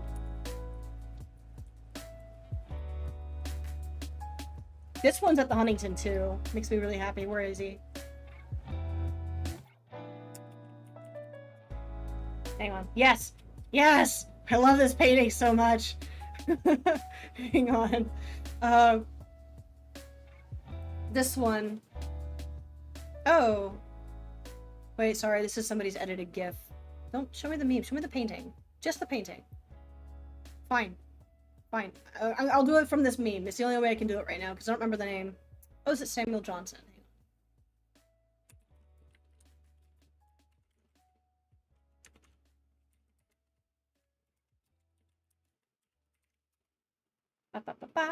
Yes, very good. Okay, this painting here. It's a little yellowed in this photo, probably because of its age. I don't know if it's been cleaned or not, but this painting, basically no blue. Anything that looks cool in here is gray, and it's because you didn't need it. You didn't need blue, and it's expensive, and this person probably just wanted something, you know, quick and fun. Or it was a quick and fun thing for the artist and their friends. I don't. There's a story behind this piece. I don't remember what it was. So if you ever watch like an old historical movie, my favorite example of this is Christmas Carol with George C. Scott. There's like no blue in that movie, and it's because they're trying to make it period accurate. It's not there wasn't any blue for anything. It's that your average Joe walking down to the corner market to buy a goose for Christmas probably didn't own very many blue things. Anyway, that was my TED Talk. I kind of got lost in the sauce there for a second. How's chat doing? What are you guys up to? Hi. Hello. Okay, I like it when manga take films being an inspiration for the word. I agree. I also love that. We're still on chapter. Yep, very good, very good. Robert McGinnis died. Uh-oh. Do I know this?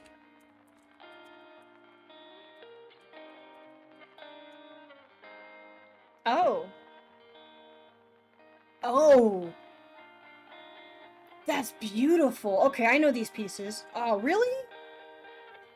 You know what? I guess if you had asked me, I would have assumed this person had passed already. Man.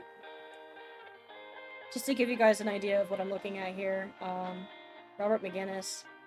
These are beautiful. Where's... just gonna screen grab a bunch of stuff. I hope YouTube doesn't get mad at me for the one butt in this. Man. Beautiful. Love it. Okay. I gotta get back to work. I'm behind now. Okay. I'm spending too much time on this. I have to step out and go to the bank at some point. Probably I'll be doing that around, let's see, it's 1:16, so in about 4 hours. So I gotta wrap this up. And then I need to work on the other things I said I would work on today. And then, I might still stream while I do that. It kind of depends on, when Will gets home, what he's up to, because I don't want to take up the airspace if he wants to watch TV or listen to music while he's in the office. Because we share a space, and I respect his autonomy.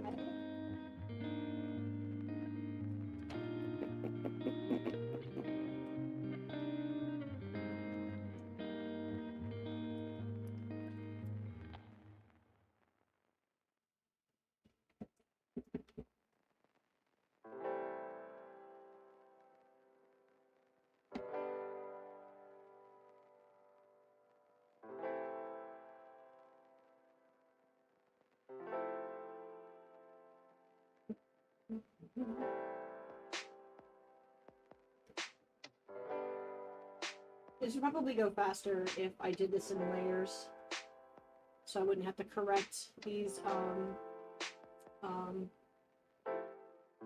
edges every time I did this, but why make it easy? It's more interesting.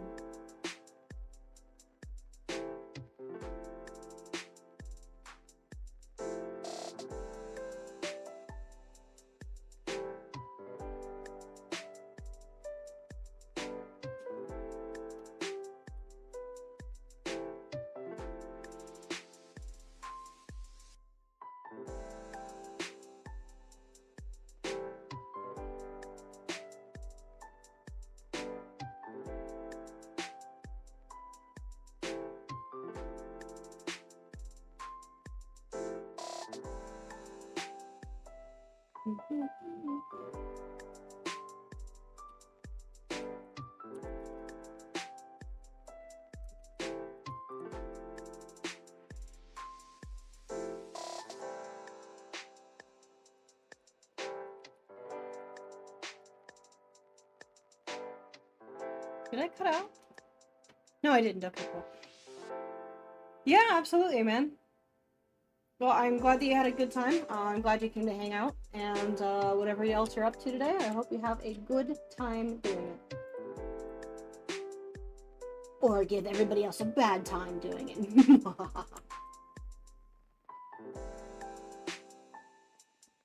Get on out there and be a menace.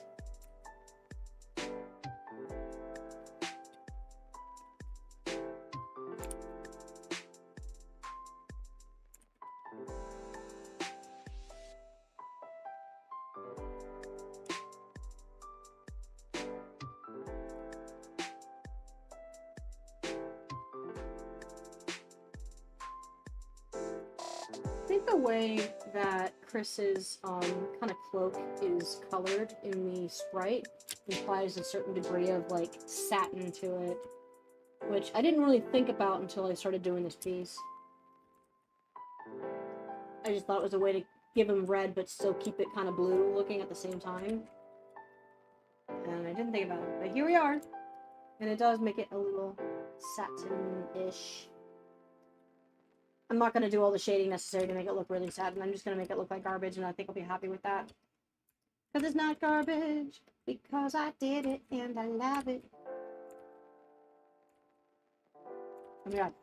Do the curve. Good lord. Okay, there it is.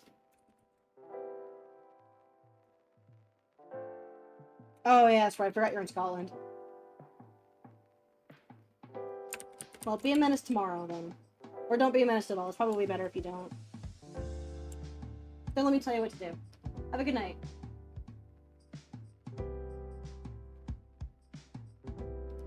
That's too bright. Does that look weird? Yeah, I'm not a fan. Okay. You know what? I think I need to make it less purple. That's just not working.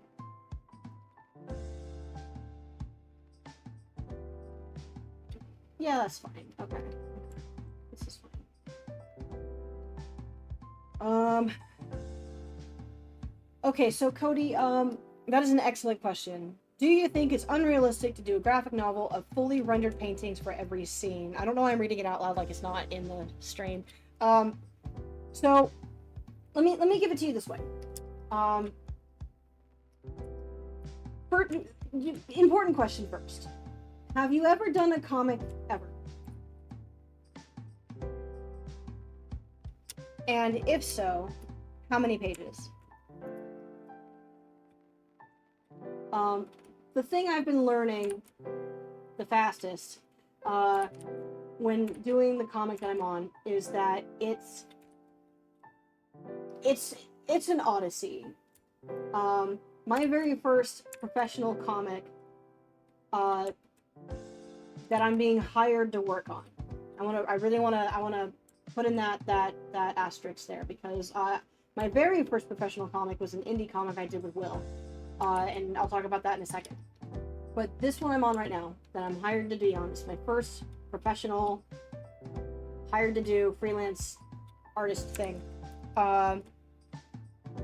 Is a 60 to 80 page graphic novel that I'm doing in black and white, pencils and inks.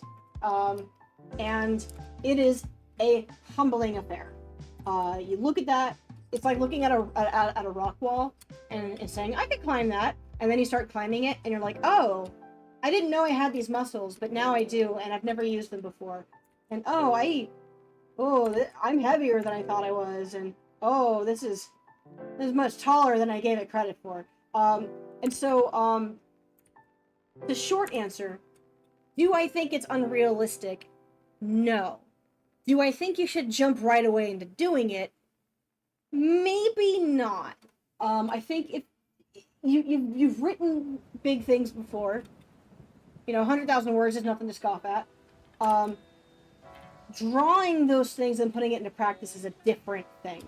And so, if I were you, I would start by giving yourself a shorter project to do that on. Start with like a 3-page thing or a 1-page thing, and really put as much effort into it as you feel like it. Like, test those waters, start small. And then when you have some more understanding of what that's going to be like for you, then make an informed decision if you want to tackle the full graphic novel or just keep doing comics and seeing how that goes for you. Because ultimately, down the line, I think you should totally do it. But I think you should know what you're getting into before you do it. I have another practical, real-world example. My family has artists up the line. Myself and my sisters, all three of us are creative in our own ways. I'm the one who went on to be a professional illustrator to some degree or another, where my younger sister is a talented cartoonist, but she only does it for funsies.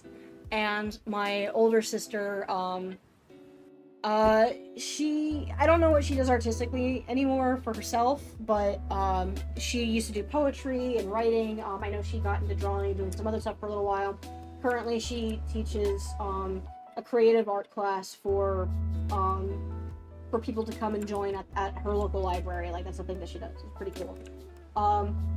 So my parents as well, and more relatably here for more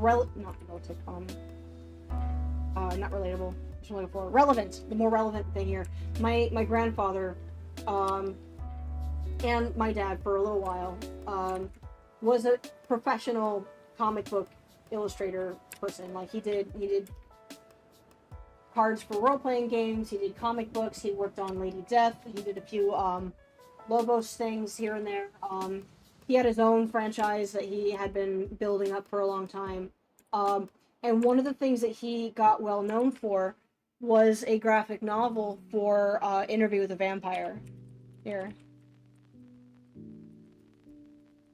And for those of you in chat who don't know, this is actually where the name GrossGiirl comes from. It's my last name. I figure if I'm showing you his work, then I'm already doxing myself, so whatever. So, where is it? Not that one. Where is it?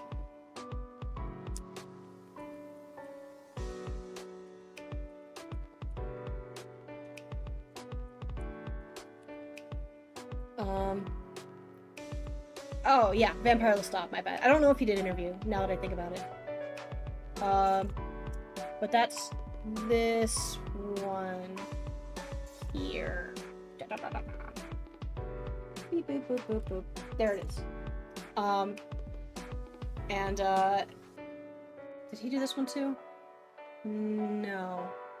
But the interior of this is all painted. Here's another one. He did it with gouache and color pencil, I think. And the first book he did himself. I'm pretty sure he did it almost all himself. I could be wrong, but it was a lot. It got to a point with this one, and I don't think it was a large amount of pages, but he wound up getting assistance for the next ones. And so that is kind of something that you're going to have to think about. That said, again, another asterisk here. He had deadlines. This was a commissioned freelance thing that he was doing. Here's another example of one of the pages. So getting assistance was necessary to meet those deadlines. Whereas if you're doing it on your own for funsies because you can and you want to, you won't have to worry so much about this one. I love this piece. This is one of my favorites of the whole thing. This one here. Where's paste? Why can't I read? Paste. Yeah, Queen of the Dance. This one used to be up on our wall. That made me happy. I love like the invisible skin and everything was so cool. Anyway, so just know that like if one art piece that's painted is a journey, each of your pages is going to have like between 1 to 10 art pieces on it. I think that's kind of what I'm trying to say here. Is like I watched him do work to this level of art, and he was a slow artist. Yeah. So long answer, but I think you should do it eventually.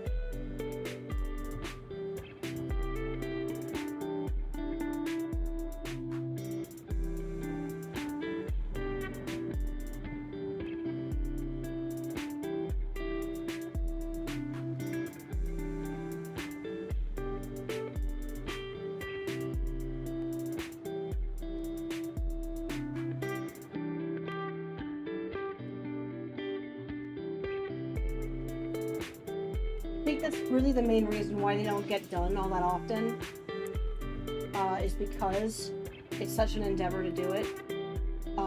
But when they are done, like, the scope and the detail and the work can be so worth it. Like, just look at Alex Ross, man. Like, those were all painted. And he's insane. Maybe not as a person. He seems like a genuinely really nice guy. What little I've seen of him. But, like, that's a lot of work. I know that, like that level of realism and weight and detail for him isn't a lot of work anymore, you know? Not that it isn't a lot of work, but it's not like years off my life just to get this one panel. Like it would be maybe for a cartoonist like me to do that, but still. Sure, man. I mean, if that's the way you want to do it, then there's no reason not to do it, right? Like, I think it's interesting, like, the different ways people plan for comics. Like, I can't construct too many things before I start doing it. I have to do it in the comic. Where my friend, we were just talking about this yesterday. She wants to pre-plan everything. She wants to get all her concepts done. She wants to know what the architecture all looks like. She's concepting the absolute butt out of this thing that she's doing. It's gonna be so cool. I'm really excited about it.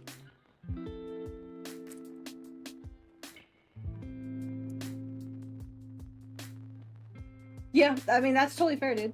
Absolutely. Can I ask, like, would you be willing to tell, like, share with the classroom what your, painted graphic novel is gonna be like? Or, like, what the current intention is? Or story, or plot, or characters, and your mother's maiden name, and your social security? All those things?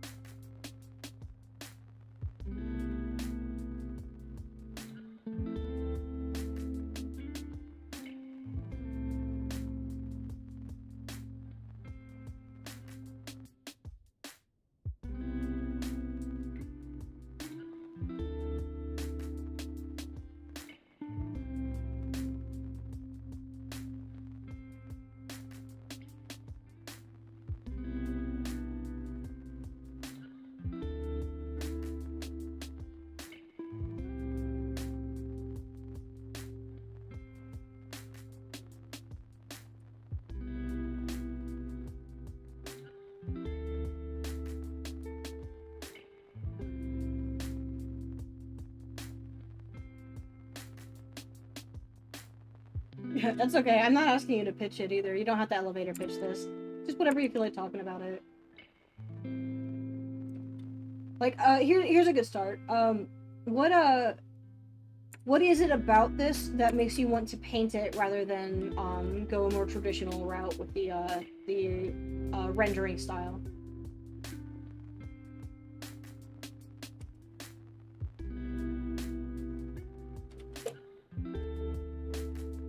If the answer is it's my favorite way, that's totally valid. I'm just really curious.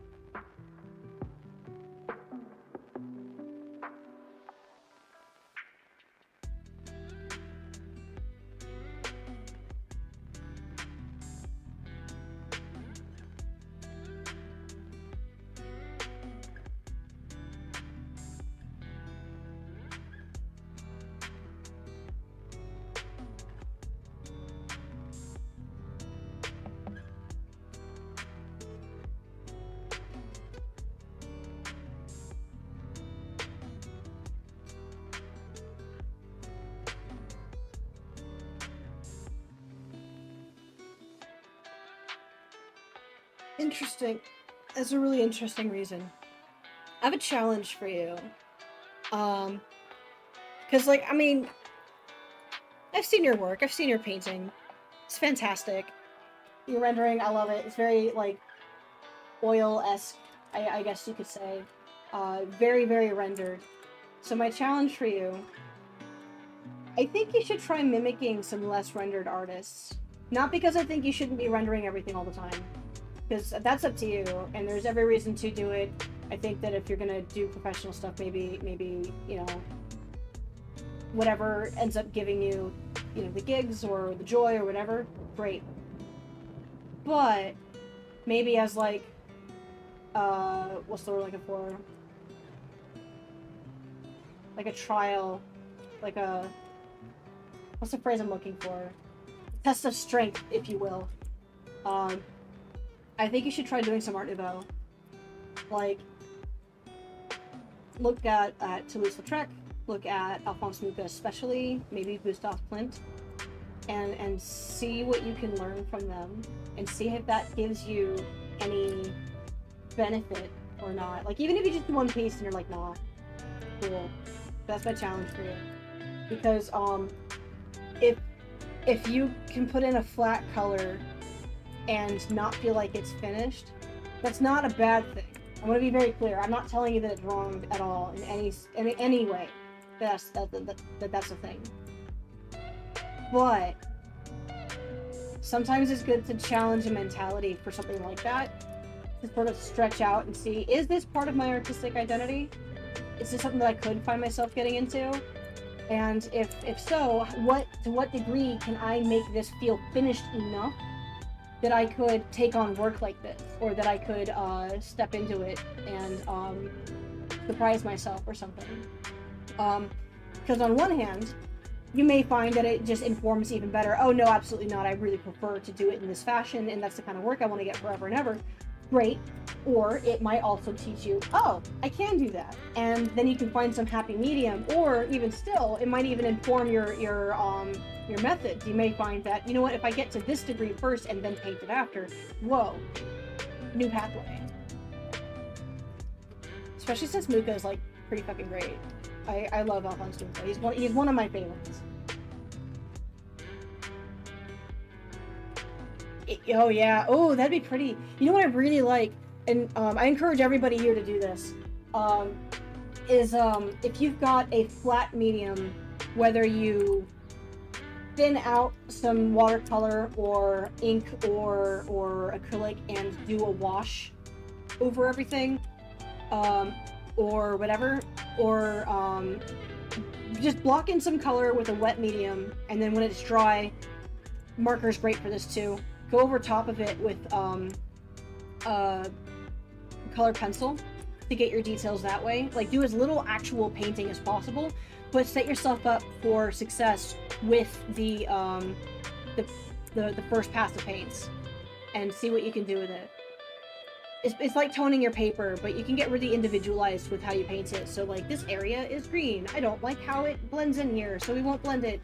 I love how it blends in here. We'll do it that way. Just play around. I think I'm done with... Oh, his glove and his arm. I'm not done with him. Missing.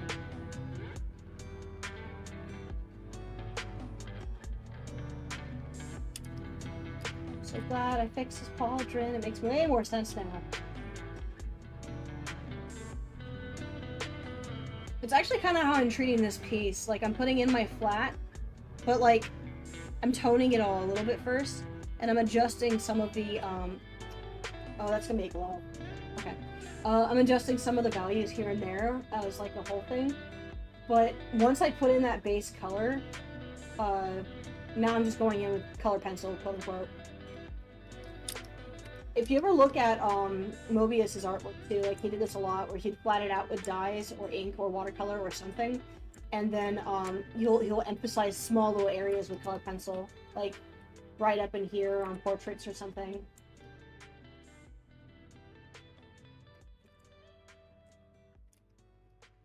I don't think his work digitally held up as much. Like, he's got a few pages in one of the comics I was reading that had digital coloring, and it just didn't have the same effect to me.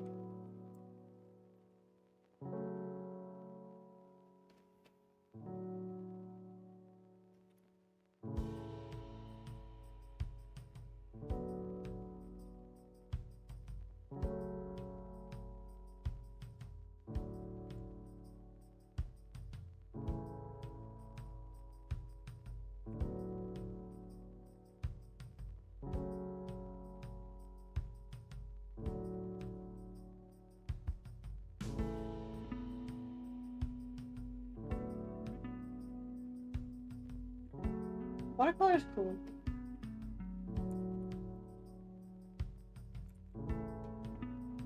One of the things I'm really looking forward to, guys, is I've gotten my desk set up. It's something I've been talking about doing it for a while, but I got a new computer, like, monitor arm, so that way, like, there's space underneath that I can move my monitor really easily. Fairly easily. It's secondhand and it's kind of crummy, but it does the job. Basically, I'm setting it up so I can have streams where I'm like physically painting analog. And I'm really excited about that because I love painting with acrylics and mixed media, and I don't have an opportunity to do that very often, and it's mostly because I get worried about, you know, I live in a rental, you know, I don't want to have to play around to keep the carpets clean and whatever. We've dealt with bad carpets in the past and it's just awful, and I don't want to do that again. So I'm trying to be careful, and I have everything set up in a way where I can do it safely now, and I am fully intending on taking advantage soon. And once again, as a reminder, segue, well, so smooth. For those of you who may have just entered the chat or been back and forth, whatever, just as a reminder, I am changing my YouTube channel from Drowned Pirate to, in the description, a link to GrossGiirl. So by the end of the month, I will be away from Drowned Pirate and into GrossGiirl for realsies forever and ever and ever and ever.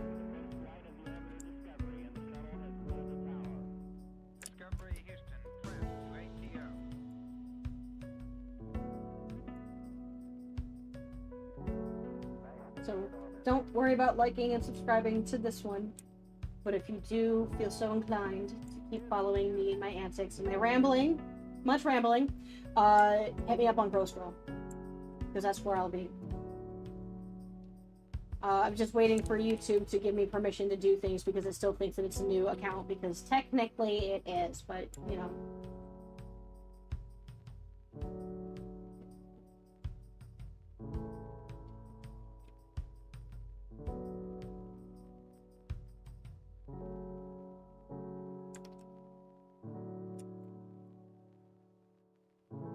What color are his gloves? Chris's gloves are white. Okay.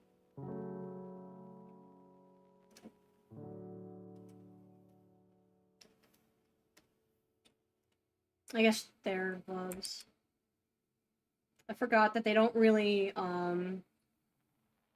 confirm or deny anything about Chris's identity. Or Frisk, for that matter.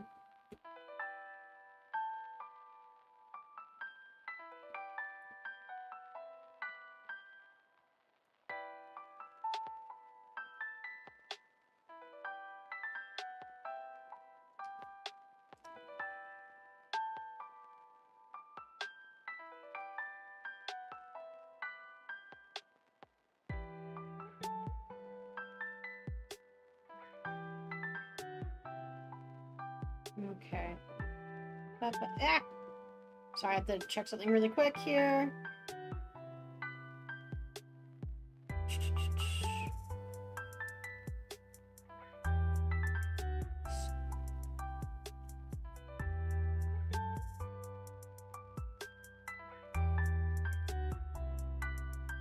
Ooh, that's a cool idea. I like it, I like it. Very good.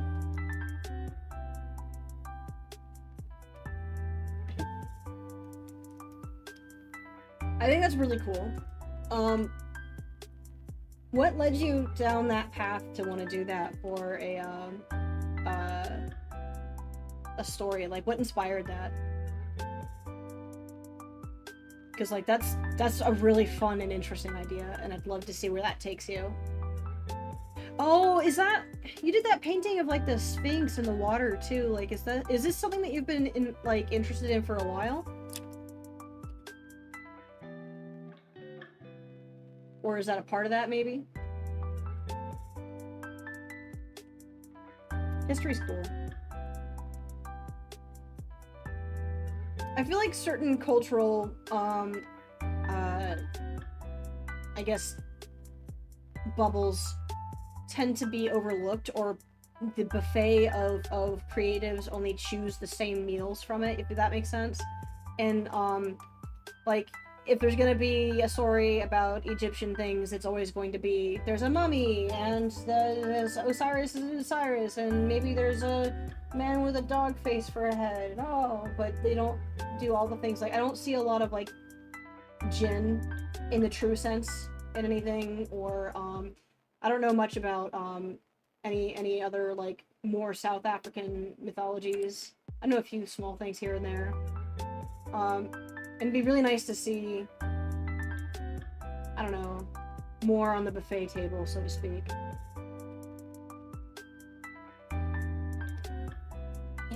Ew, sorry, I just realized I'm listening to Coldplay. Ew. Why do I have Coldplay?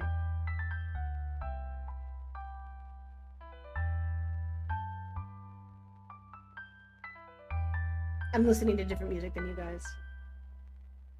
I'm not really sure where to get a good music to play for the streaming, and I'm just not really a fan of lo-fi all that much, so it gets to be a distraction if I try to listen to it while I work. And then I'll get stuck in a loop of, well, what if I watch this while I work? What if I listen to this while I work? Surely I won't be bored by this thing. This movie's not too good to watch, is it?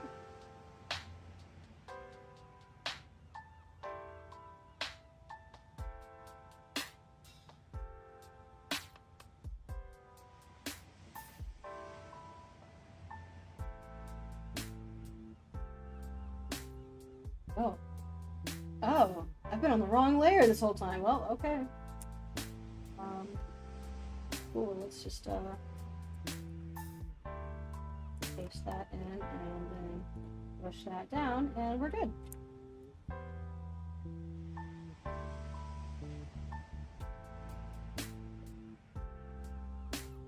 Nice.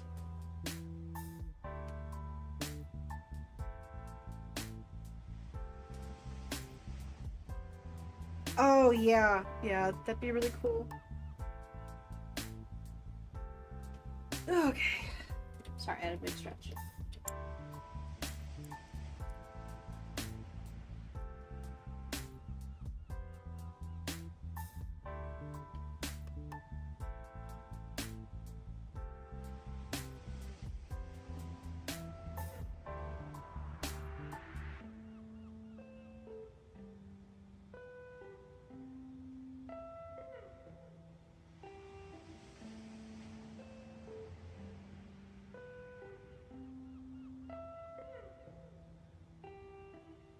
There we go.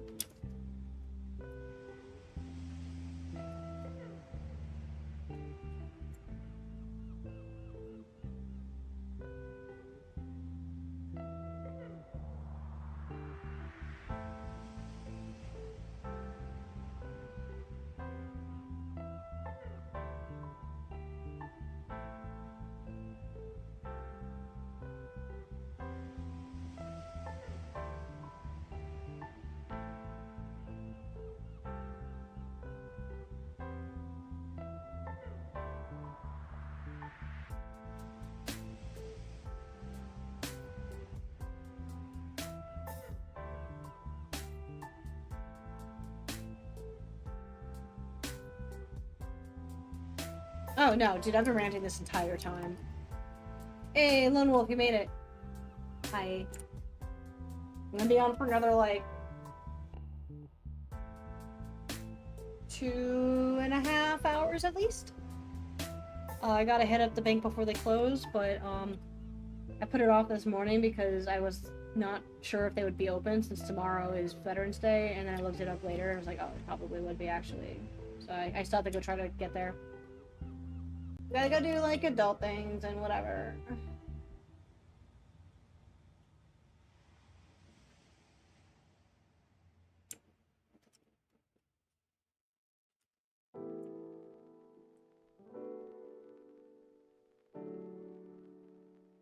But I've got a lot more work to do, and chances are after the bank, if it's not too late, I'll either hop back on again or I might be in voice chat. Because I still have lots of work to do. I'm gonna be up tonight. Because I've got this to finish. I have a pin up to work on that I owe an update on, and I have some comic pages that need to be cleaned up still that I have not finished. So I'll be around pretty much the whole day in some capacity.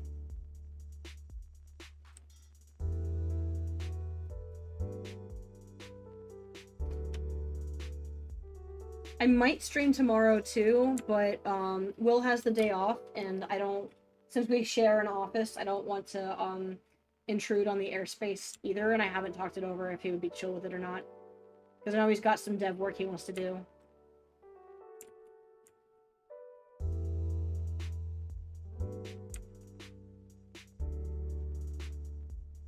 And then he and I are both later tomorrow evening gonna be working on a game together. Yeah. Ugh.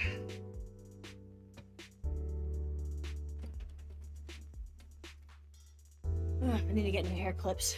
My bangs are getting long and they're like slipping out from underneath my headphones and like getting in my face.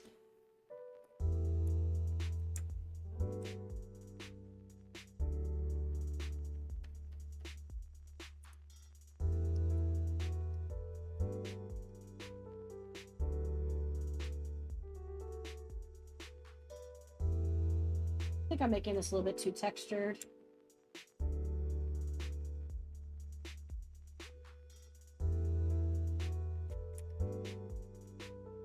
I light sources all over the place too, but it's I don't really care. It's fine.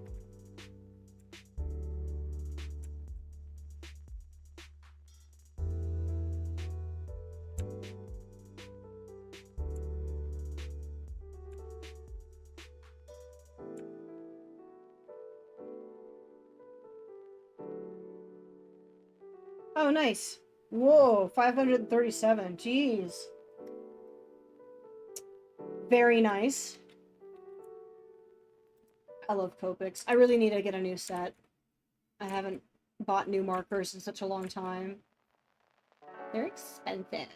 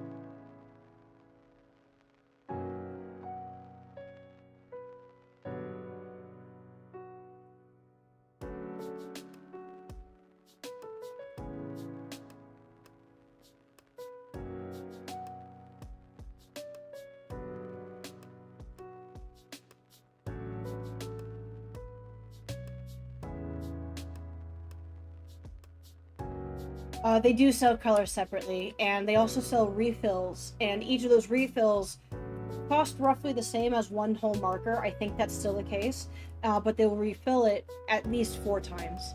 So Copics are very cost effective when you're doing it right, essentially. I don't know if it's Copic or Copic. I've heard both. I say Copic because I think it sounds better. I think Copic sounds like cop out. Oh my god, I was so mad when I found out that it's Wacom and not Wacom. I had to call them for some help with my, I had the companion, which I really liked, but it had a problem since it was secondhand.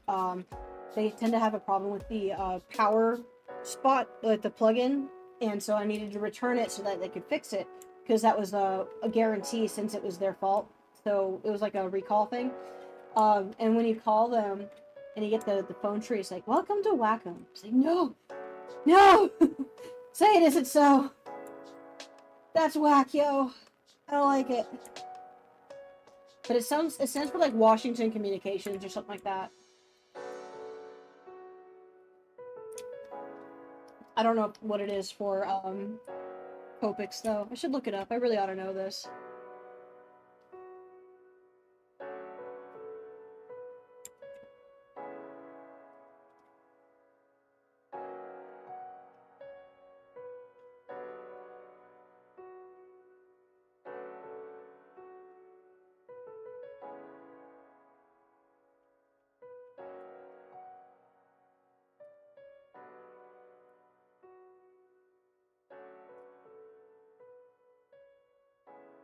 changed my mind. I think he has to be smiling. I think it's just funnier that way.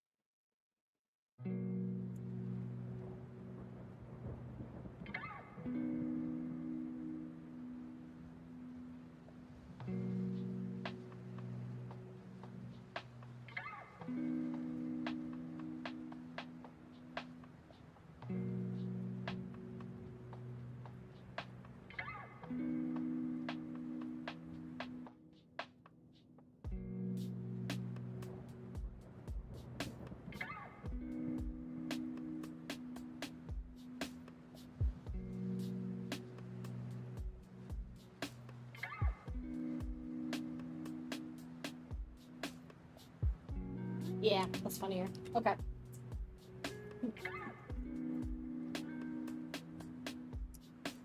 Oh, yeah. XP Pen's pretty good. I have one of their earlier models, and the color was really off, and that was annoying. But, I think that that's been remedied by now.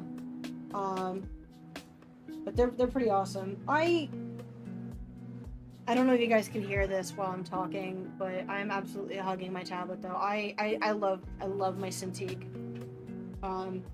I inherited this, and it was a really good thing. Came at a good time. This thing still functions. This is the 22 HD, and I think it came out in like 2012, and I think this is the model that was from then. And it has been wonderful. It's very good. It's the best tablet I ever had. Really love it. The other tablets are not so good. Some people like them, not so good.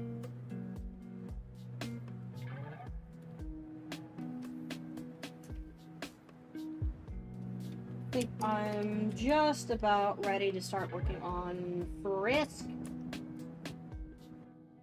We can start bullying this child.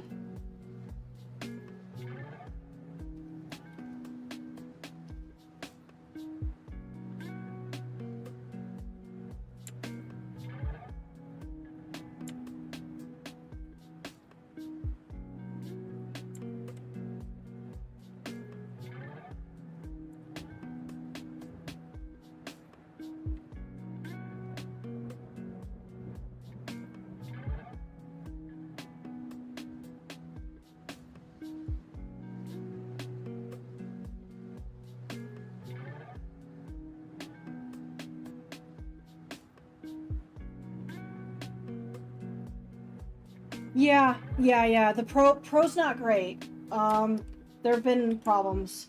I don't know how modern Wacom is now. The ones that I've used the most and loved, I love the Intuos. My very first tablet was an Intuos 4. No, 3. It was the big gray one. I really loved the Companion 2. The one problem it had with the plug was not a problem when it was fixed. All future problems I had with it were not the machine's fault. It came with this stand that was like this flimsy plastic thing that just kind of slotted in, and it slipped right out of it and fell 3 feet to the ground and dented it and messed it up. So it eventually died because of that, which was really annoying because Wacom wouldn't help me out with it, because even though I felt very strongly that it was technical error for their design for their stand, which was terrible, they don't cover that kind of thing. Just frustrating. I really liked that one because it was a computer. It was a whole computer, and it ran wonderfully, and it didn't feel like a flimsy, thin, terrible tablet. And I hadn't done the iPad yet. Though I am getting more comfortable with the iPad for sure. I think I need a new one. This one's older, and I think it's showing. I'm not going to be getting a new one for a while though. I've got a lot of other things to worry about. And then I have a 2007, I think, Cintiq that I also inherited when my grandfather switched to an XP pen. And that one is kind of a beast. It has its problems because it just doesn't hold up visually as well anymore. Like some of the you can see the pixel lights, and that's a little annoying. I can see the same on this one too, but I can get past it a little bit better. But it's a beast, and it runs, and it's great, and I love it. And I'm actually thinking about setting it back up again for other work in a different room on my laptop. And then this one. And then there's a 32-inch one they had for a while that was also excellent that I borrowed from a friend for a little while. She still has it, and it's beautiful. It's so much screen space. Oh my god.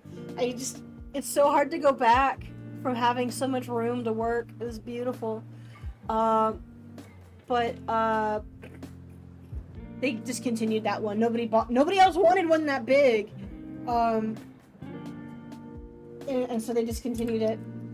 I feel like that hand might be too well formed. I'm gonna keep it because this is already going further than it needs to. But anyway, yeah, I feel you. All the newest ones seem maybe a little bit questionable, which is a shame because I love this one so much. XP Pen's been good though, and I would recommend personally. First wears green, right?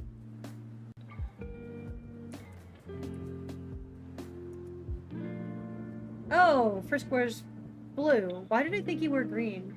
Oh, that's right. Because there's versions of Frisk. Okay. Blue it is. Ugh.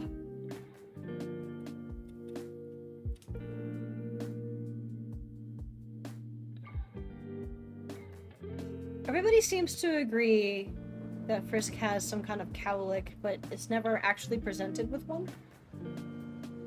Wonder why that is. Oh well.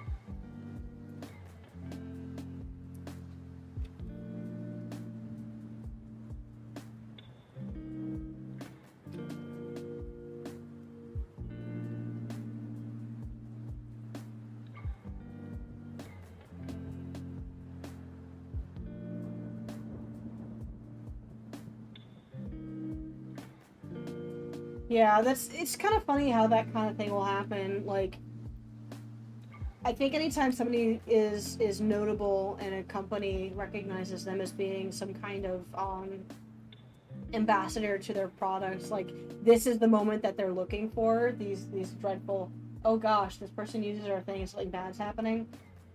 I would be really curious if Wacom ever reached out to him about any of that, because like I mean, I guess his streams don't really garner like a huge amount of attention though.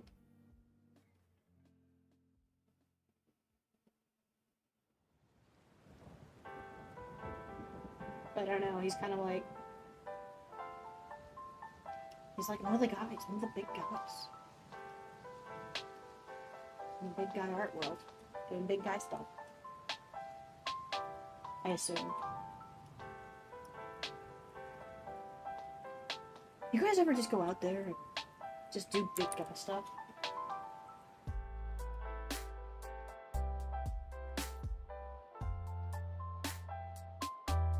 I don't know what I'm talking about anymore, to be honest.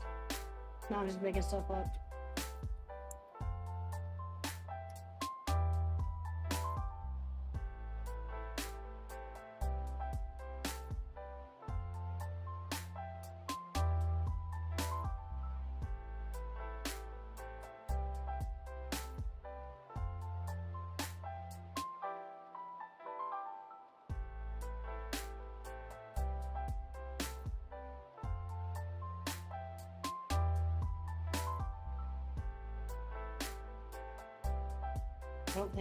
I don't think Will's seen this piece yet for his video, so I think he's gonna be really excited to see it finished.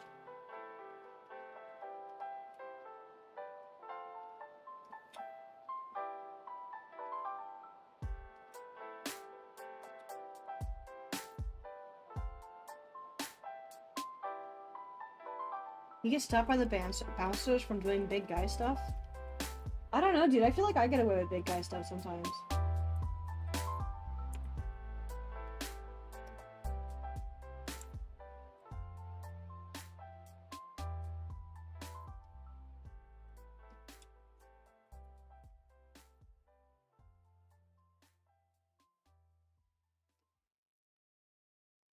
But I think I get away with that because I'm a big goofball.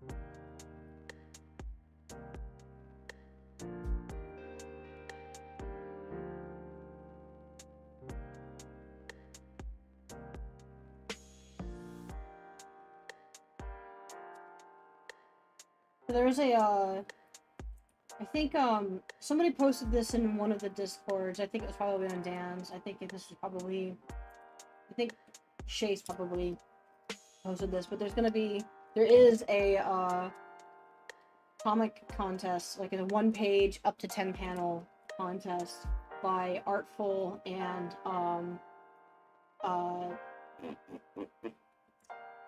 Flip Studio. I don't know why I blanked out on that. The due date is coming up. I think it's the 28th of this month. But, I've already got a concept in place. I just need to spend some time working on it. But the prize is like $3,000 for first prize. And, ooh, I hope. Oh, such hopes. But I would definitely recommend, like, if anybody out there is looking for some way to practice and to just do it for funsies. The theme is Deja Vu. You need 10 panels at maximum, but you don't need to do all 10. At least 2, but less than 10.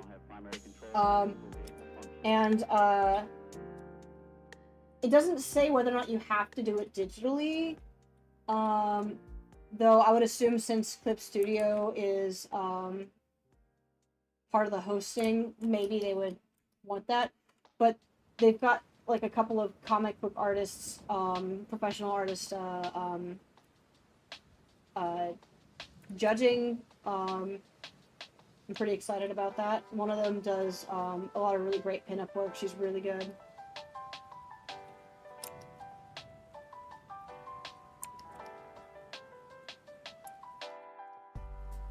But I think it'd be really cool if we all did it. I'm gonna do it. I've already got my concept ready to go. I started laying it out, but then I got distracted, so I gotta finish that.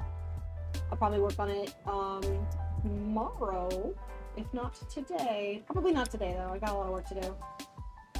But I want that $3,000.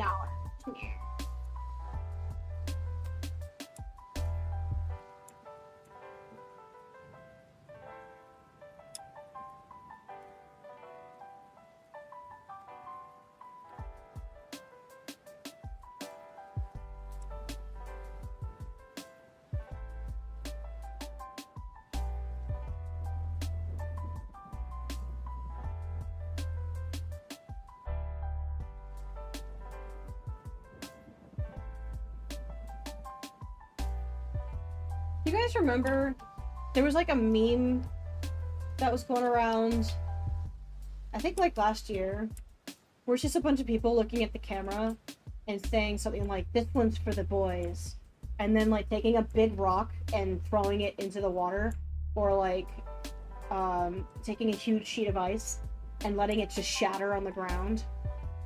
That was good stuff. That was a good meme. I don't know why I just thought about that. I think I was just thinking about what big guy stuff is. But I don't know. I feel like everybody likes a good ice shatter or a good kerplunk. Oh no, Lone Wolf, I'm willing to bet you probably don't have to do it in clip. Like, again, like, I didn't see any rule about it saying that you absolutely had to.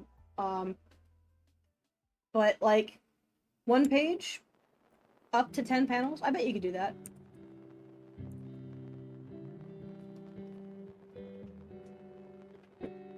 It is, it is.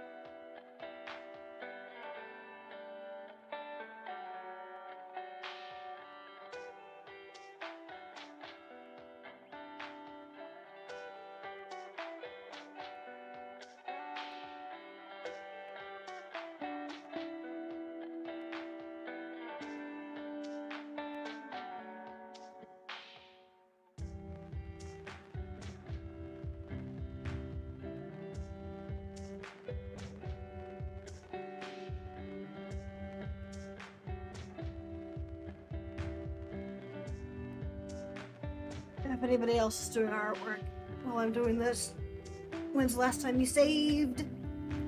Ah. Oh, I just popped my neck. Oh, let me do that. Better question, when's the last time you stood up? I may have to do such a thing in a moment here, because it's been a little bit. You all have to promise me that you're not going to get an aneurysm. No embolisms either. None. Not allowed. Sorry. Hehe. Can I get up and move them legs? I'll do so myself in just a moment here. I need a glass of water anyway.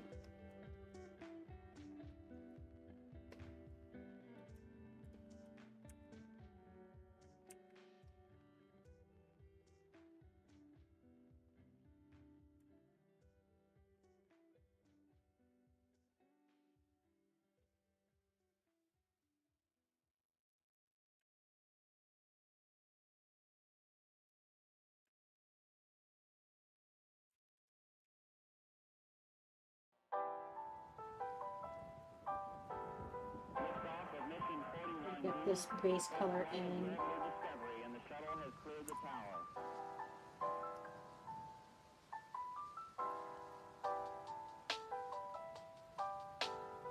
Every 4 computers now have primary control of critical vehicle functions.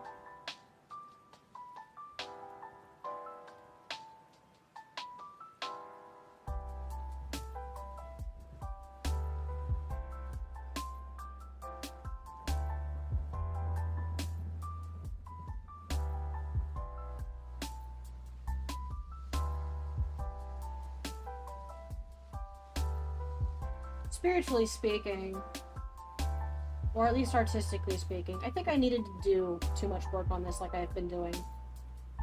This feels good. This is looking nice. It feels like a break a little bit.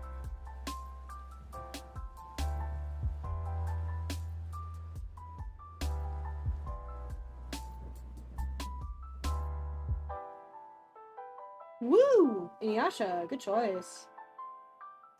I did not. Lightbox is expensive, and I am poor, so, I did not go. I also ended up having some, things I needed to prioritize that weekend. But, I do also live nearby, so if any of y'all end up back out there again for reasons, just, let me know. Did you go?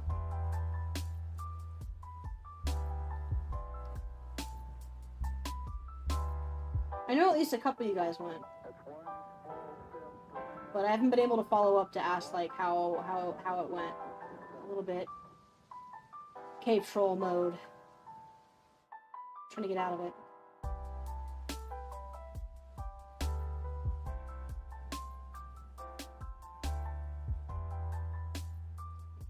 Nice. Very cool. I started a drawing of Inuyasha like a couple months ago and I never finished it. I really ought to. It was a fun one to do.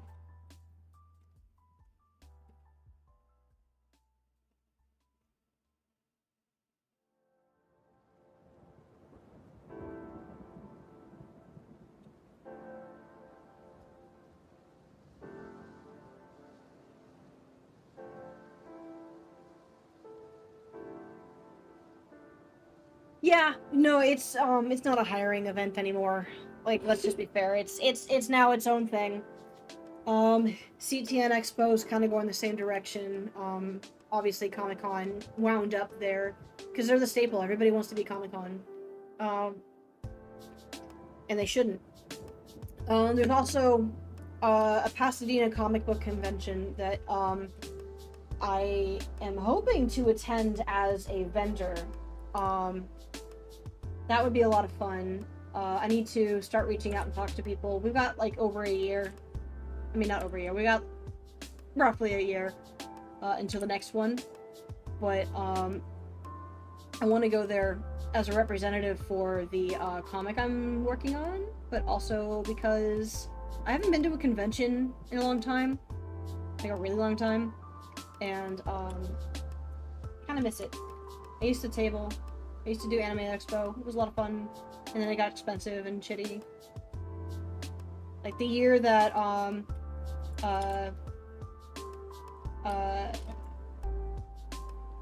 why can't I think of his name right now?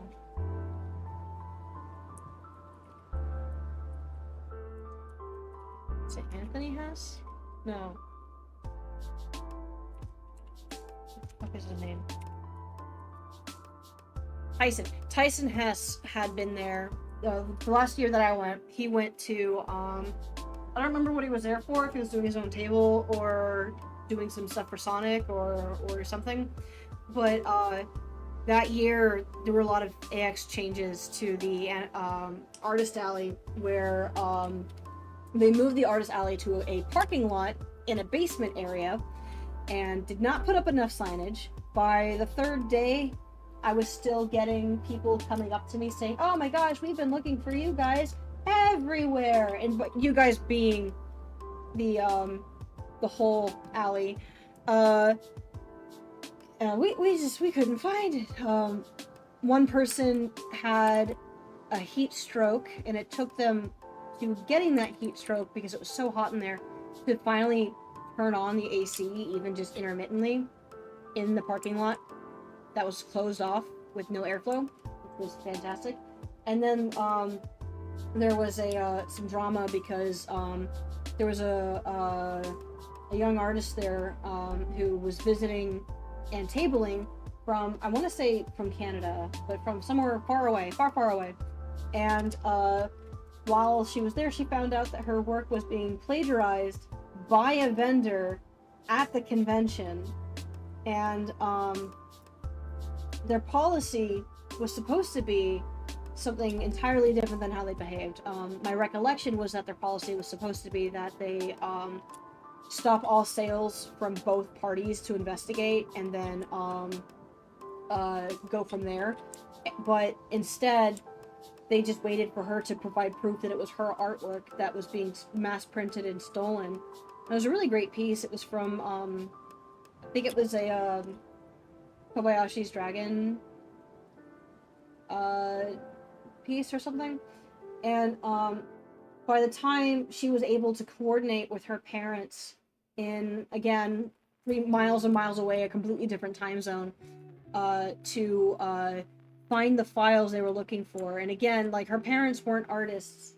I don't know how much communication she had to go through her files from memory to find the right thing, and also translate what it was that they needed them to do, translate, you know, to non-artists who doesn't do digital work.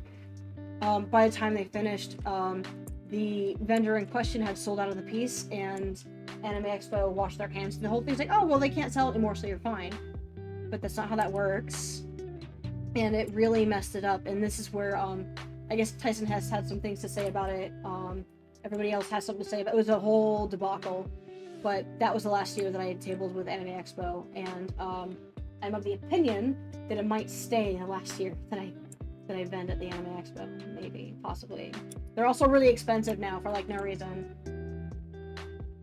It's my TED Talk. Ah. Very good, very good, very good. Okay. I know I said I was going to stand up and do some walking after I got my base colors in. I am beyond that now. So I'm going to finish up these stripes and try to avoid this tangent. There we go. And then I'll stand up and get some water. Maybe a snack. A little snacky.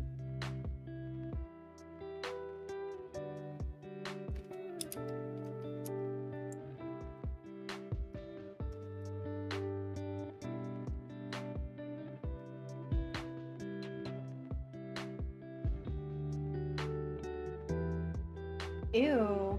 Terrible. Yeah, I think I heard about that. That sucks.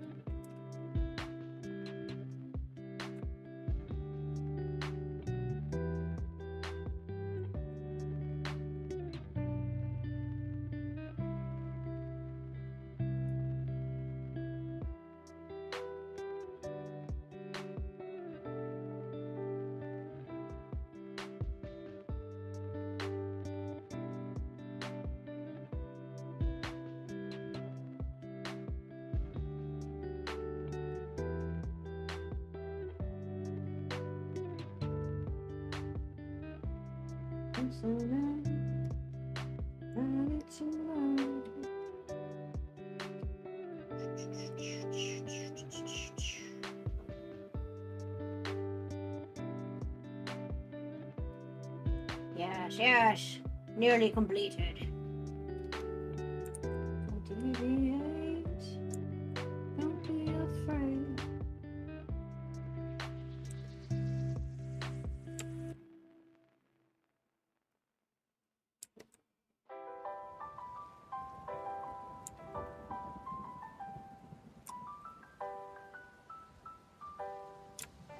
Okay. What color? I think the pants are just also blue. Yeah.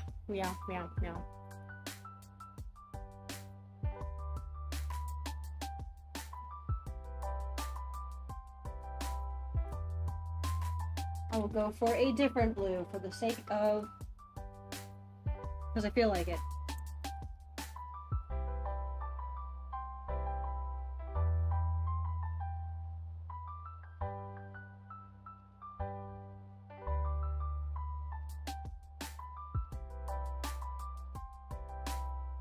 I really like this tan that comes out of mixing these two colors. It's really pretty. It's very soft and pleasant. Like the top layer of cream that strikes the hot chocolate when you first pour it in.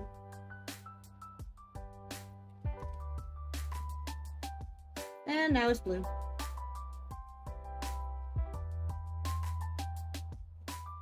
Heavenly shades of night is falling. 'Tis twilight time. Out of the mist your voice is calling. It's twilight time. Do do do do do do do do do do do. Do, do, do, do, do, do, do. Okay. And saving. And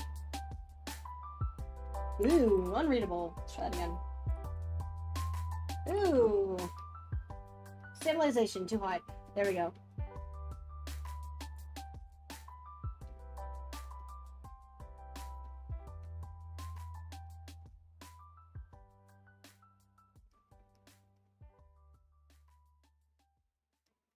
Okay. I will be. Oop, wrong thing. I will be right back. I'm gonna grab myself some water to walk around a little bit and stretch out. And so should you. Okay, bye.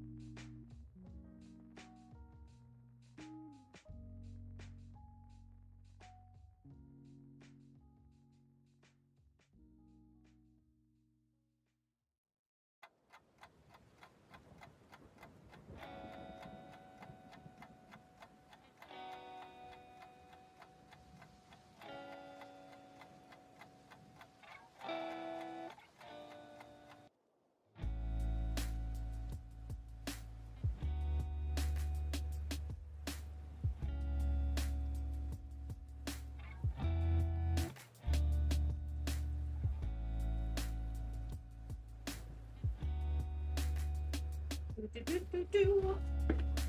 I'm sorry to keep you bored and yawning, but I needed to make myself a shrimp ramen. How y'all doing? I've returned. Potentially prodigal. Allegedly a son. Who knows? But I've returned.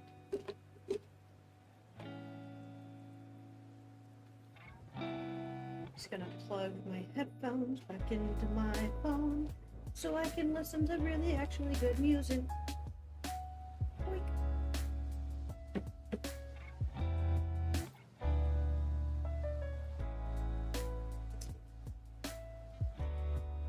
This might be the time of the stream where we turn it into ASMR.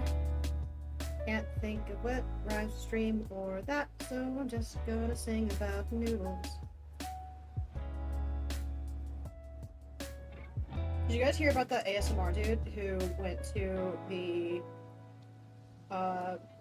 places in Fukushima that you can walk into now, and broke into somebody's abandoned home to make ASMR sounds on their broken lives? Pretty insane. Pretty not okay thing for that guy to do.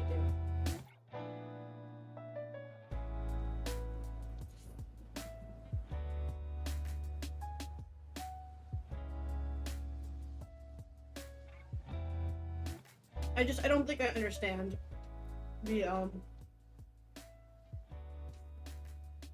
YouTube hustler mindset.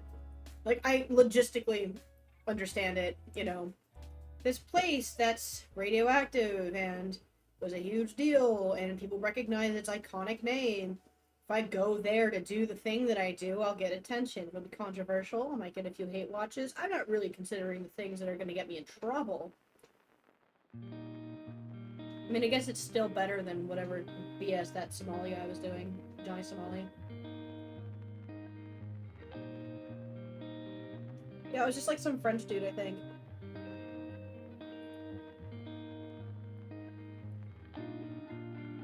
I don't know.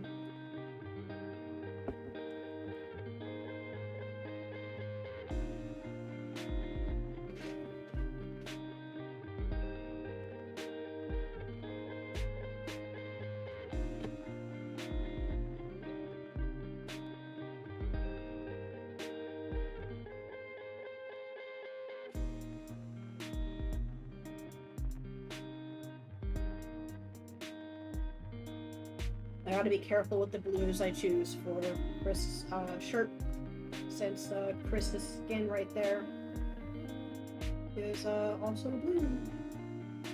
I don't have to be that careful because the two blues are distinctly different. One's more of a periwinkle. It's not quite lavender, but it's not quite blue. It's right in there. But it's close enough. Yeah.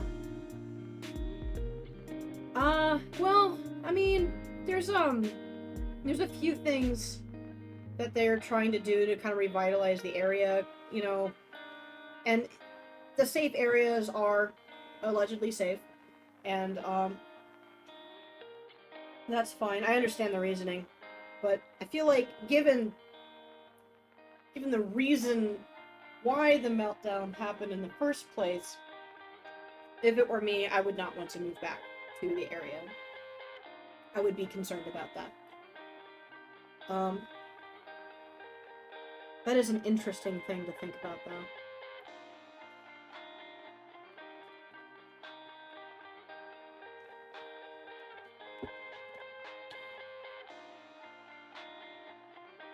It is a, on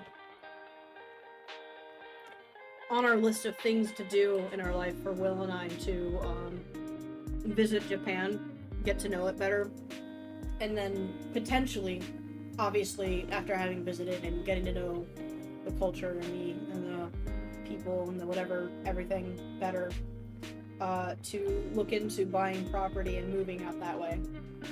Even just for a little while. Just take a break from the Americana. But, the, house market out there is fascinating.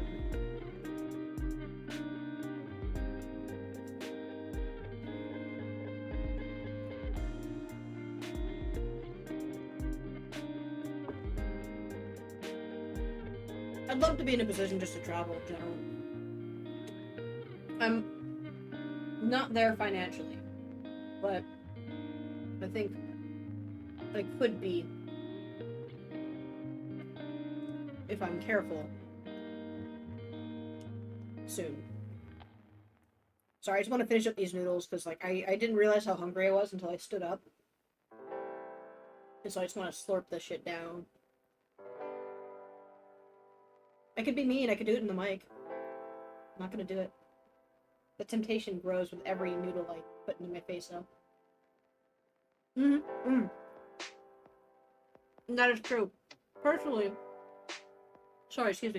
personally, I love Niigata or Gunma. Like, they're stunning, they're beautiful, and, elevated, and, not necessarily on or too close to a fault. And that's something that's really important to me, is, having a location that's not statistically in danger. And currently, Japan has an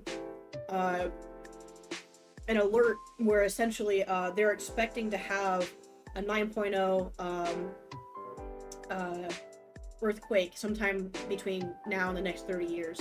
I don't know if that number has changed as far as like how long, but they're expecting a big one to hit somewhere along the Kochi coast, which is the Pacific-facing coast of Japan. But I think they're mostly assuming it's going to be down closer to the south, where where Kochi itself actually is. But of the fault lines in Japan, there's two major ones. There's one that goes along the coastline around the Ring of Fire, and there's one that cuts into Japan. Two that cut into Japan, somewhere in the south and middle area, like it's pretty through it. I would like to not live there, because their earthquakes are worse than my earthquakes.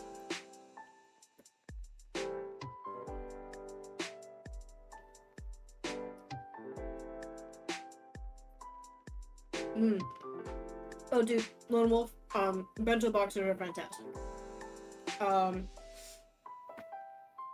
And potentially something that you could do at home, actually.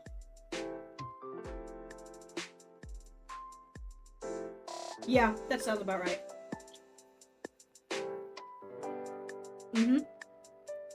Yeah. The most recent earthquake that I felt in California was I think it was like a 4.0, and it was far away enough that by the time I felt it, it definitely wasn't. Japan's not a very big place. And, if they're getting 8.1s, 7s, that's insane. That's, yeah, those are concerning numbers to me. Obviously, most earthquakes are, fine. But man.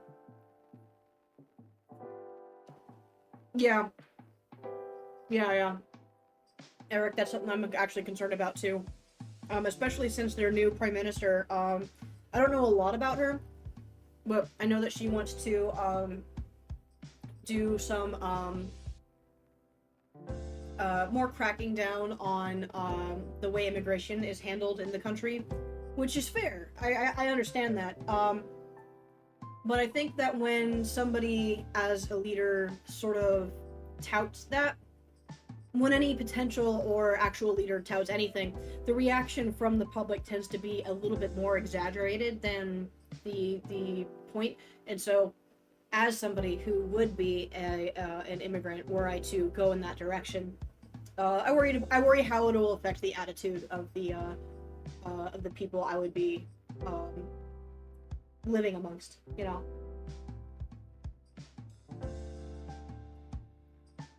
You know what, Sharky? It can be both. Okay. Alright, it can be both. We can just assume, alright, okay, that it's fine. Shut up.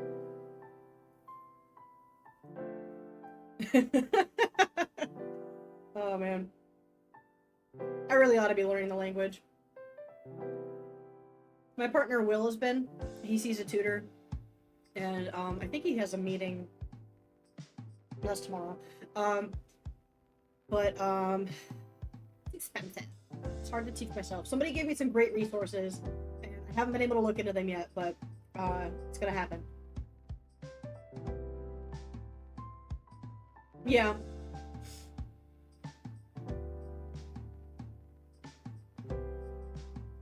Yeah, this is really something I ought to be paying more attention to. I've just been so busy with other things. But,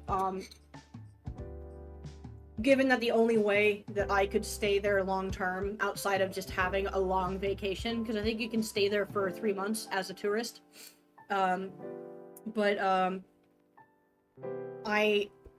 don't have the kind of, reputation that I could just get a job as an artist in Japan from a Japanese company and, get a visa that way. And other types of work I wouldn't really be qualified for, especially considering that I don't have a college degree. So the only way I'd be able to do that is if Will were to get a visa and then also we were married. So it's something that's on the table. The discussion is there.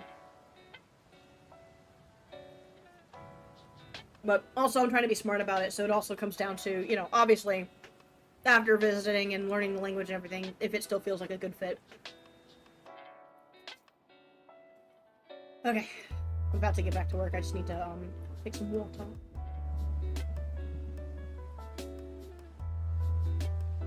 Yes. Calories in. Hydration in. Balancing salts in. I guess the other way I could do it is if I started a cult and found some way to transplant myself. If I get enough cult followers internationally, I could probably have several locations.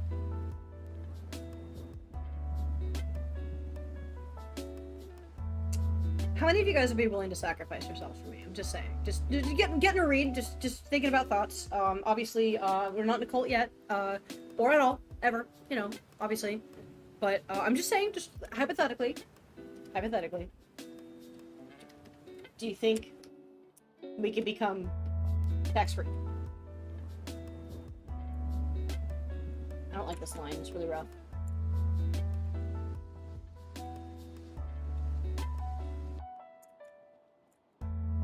All I'm saying is that I want to do Rajneeshpuram, but better. Let's all move to Oregon and try taking over Antelope City. It'll be fine. It'll be fine. They can do it again. They did it once before. It'll happen. Like, they'll be able to handle us. It'll be fine.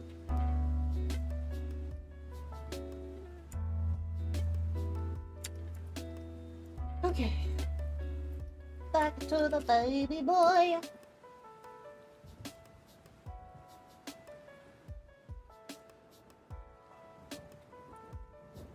I promise I'm not completely losing my mind. I'm just entertainingly losing my mind, okay? I like that he's sticking his little hands up like a cat when you pick it up from the armpits.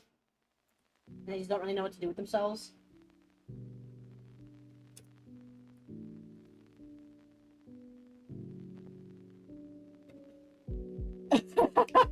Oh gosh, wouldn't that be interesting if there was a real territorial shift in the states like that? That would be insane. Is that for real? Or is it like sort of metaphorical where like they're selling off the rights to use farmland or something?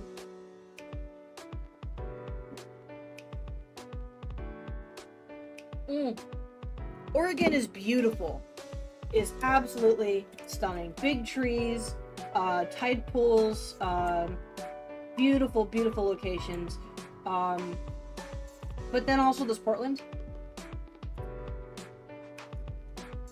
It's kind of a joke, actually. I really enjoyed Portland. I didn't stay long. I went to go see Devo live, and then like it was very in and out.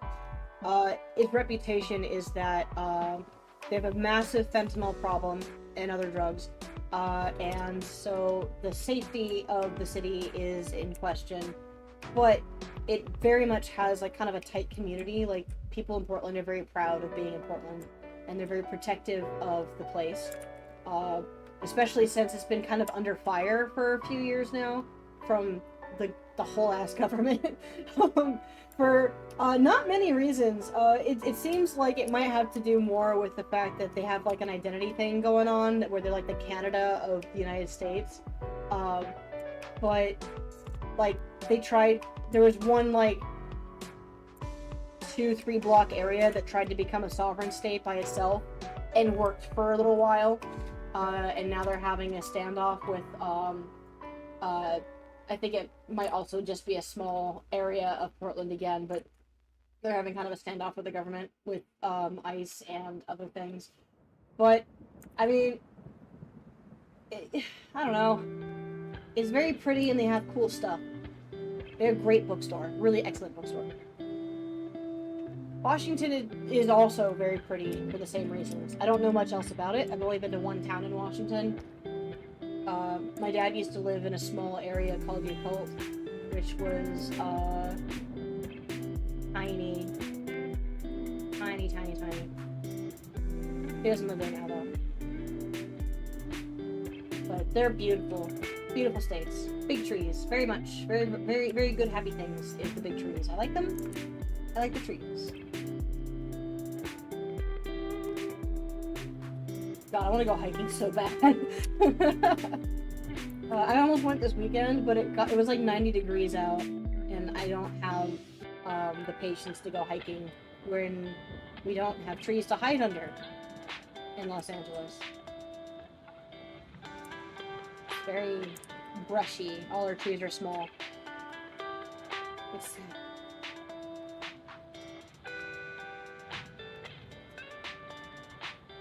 Really? That's interesting. I would be intrigued if that happened. You know, it's one of the things that I've wondered about is in the whole of United States and Canada. I'm not going to speak to Mexico because I don't have any idea about their how they break up their territories or whatever. But all of our states have been the same boundaries since they've been established, as far as I'm aware. You know, you look at maps of Europe over the decades and you see big shifts. And I know those are different countries, not like different states, it's different. But like, we don't really have that historically, and that has to happen at some point. Like, I mean, Hawaii's only been a state for, you know, a few decades. So things happen. History happens. So when's the next big territorial shift in the Upper Americas? I'm very curious about that. And so it'd be really interesting if it ended up being that. Where's Alberta? Can they merge with Oregon? No, they're French. They're on the east side, right?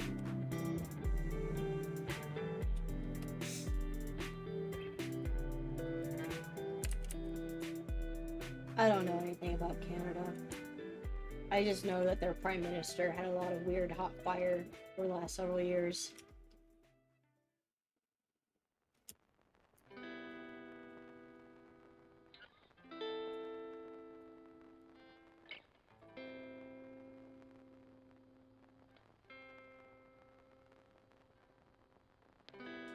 Okay, so kind of somewhat center. Okay, that makes sense.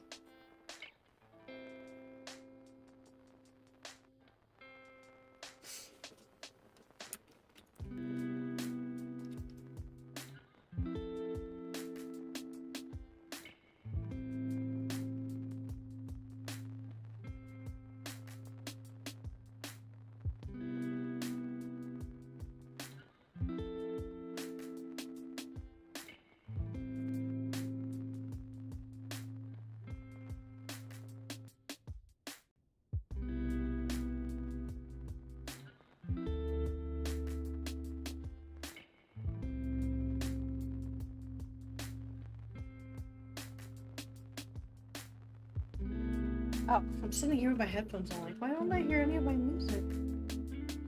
And I didn't hit play on my phone, that's why.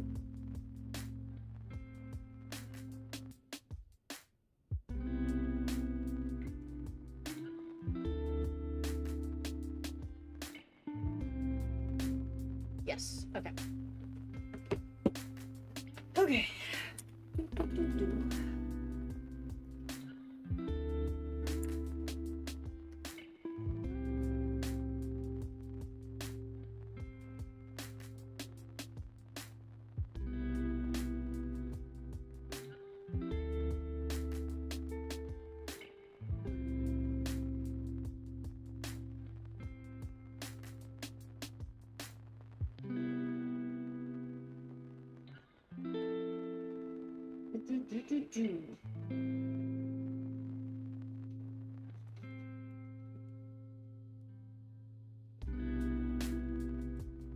I need my reference.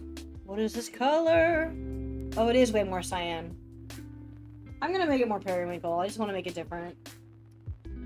I think it'll still be recognizable too. It's fine. 2 purple. Yeah, that's good. This is the color.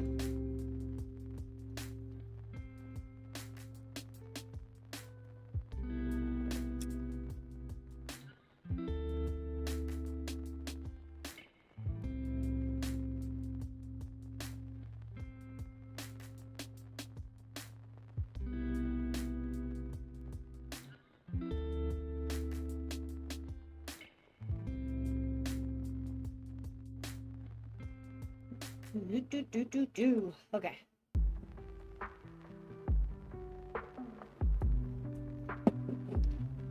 Oops.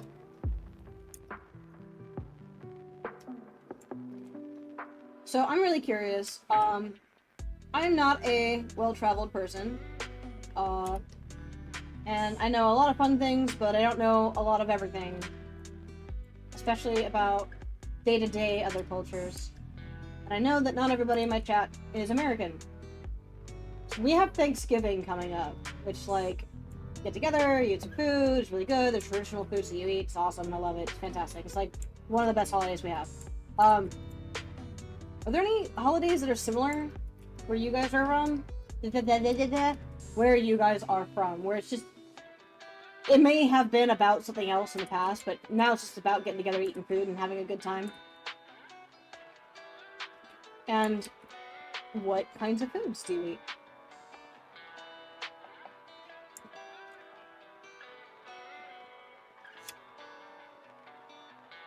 Yay! We can all travel. One of these days, we're gonna get to be strong enough as a family that I could just say something like I could just leave you guys with an anonymous map in the mail, and it would be like a scavenger hunt to get to a particular location, and we'd all be able to just do it, guys.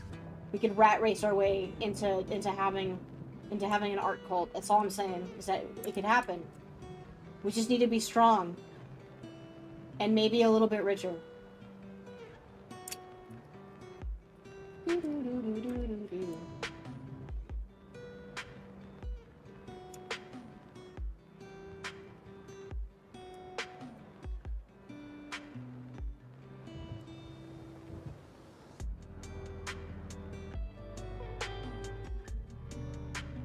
Also, if you guys have ever traveled anywhere, whether it's just to a different city or a different country entirely, has there been, like, a restaurant or some kind of experience that you've had that you would, like, recommend if anybody else went that way?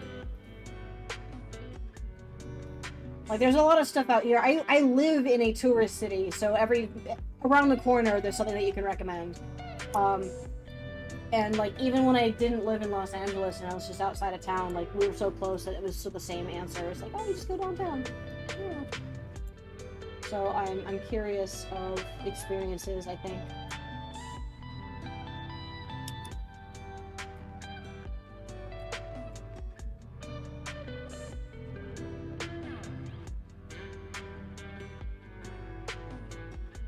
Yeah, turkey and ham is the best. I love having those on Christmas as well.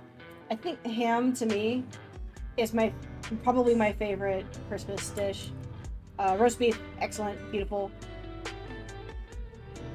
We also celebrate with alcohol, though. I don't know how different that might be.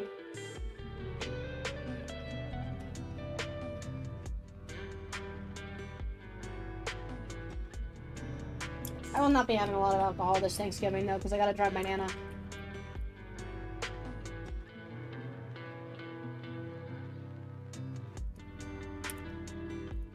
At least I'm pretty sure I'm driving my Nana. I gotta double check with her.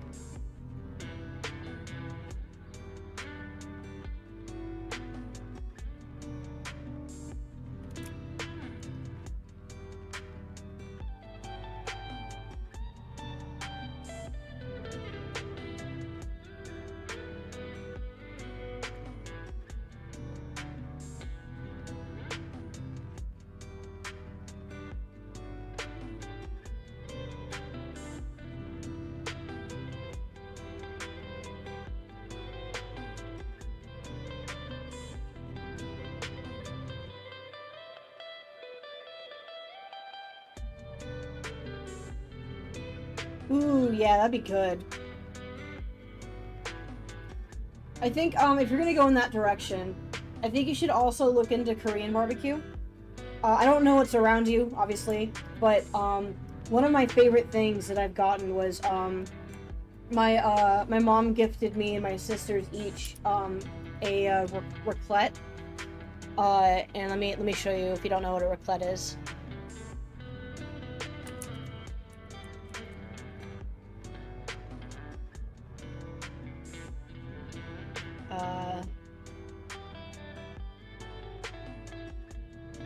I think this is actually the same model that I have here.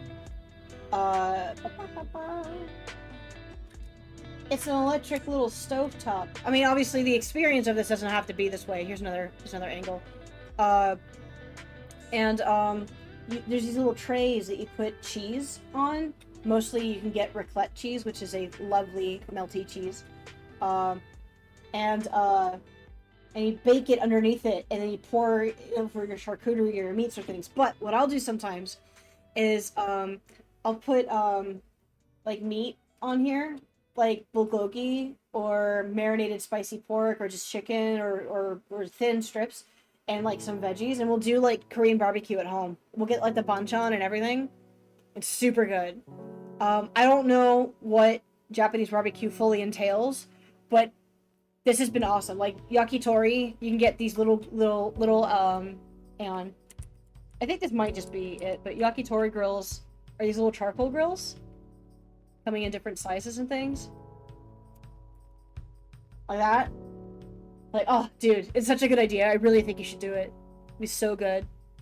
You can get these online too. Like, I'm pretty sure that they're pretty accessible as far as like price. You might even be able to find some at different thrift stores because they got really popular in the 80s at some point. But yeah. Good stuff. Dang, dude, I might have to do raclette soon. I gotta get some cheese. I might just be lazy and do that tonight. I was gonna make curry.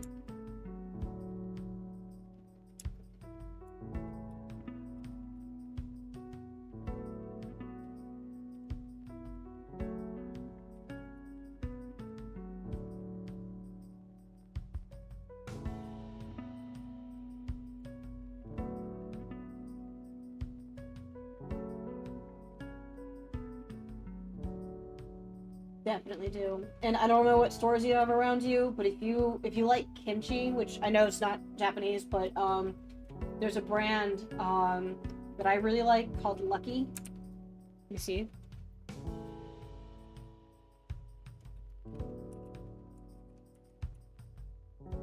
There's not an E in Lucky. What am I doing?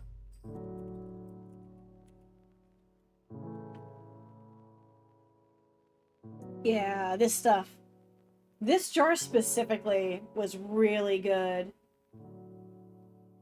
They have a spicy one that's also pretty tasty, but it's kind of, a little bit less flavorful. Like, it's just sour and spicy, and I like it, but I got more flavor out of this one, and it made me really happy. I ate the whole jar, like, really quickly. I'm not hungry, you're hungry. Yakiniku, oh no, you wilted your meat! Oh. Is that why you're not allowed in Japan anymore? Man, I'm sorry.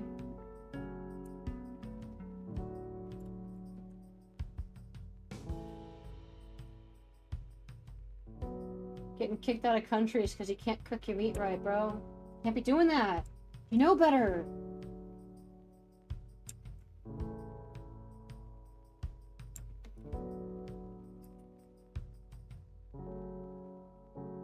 There's a possibility that my brother-in-law might be moving to Tennessee, and like that would suck because he's my neighbor right now, and that would be awesome if he, you know, didn't leave. But you know, sometimes things just happen that way. He's just finding out if it needs to go down that way or not still. But if he does have to, that means that when we go visit, we get to have Tennessee style, like, barbecue. To try Midwest barbecue for real, from the real place. And that's the real shit.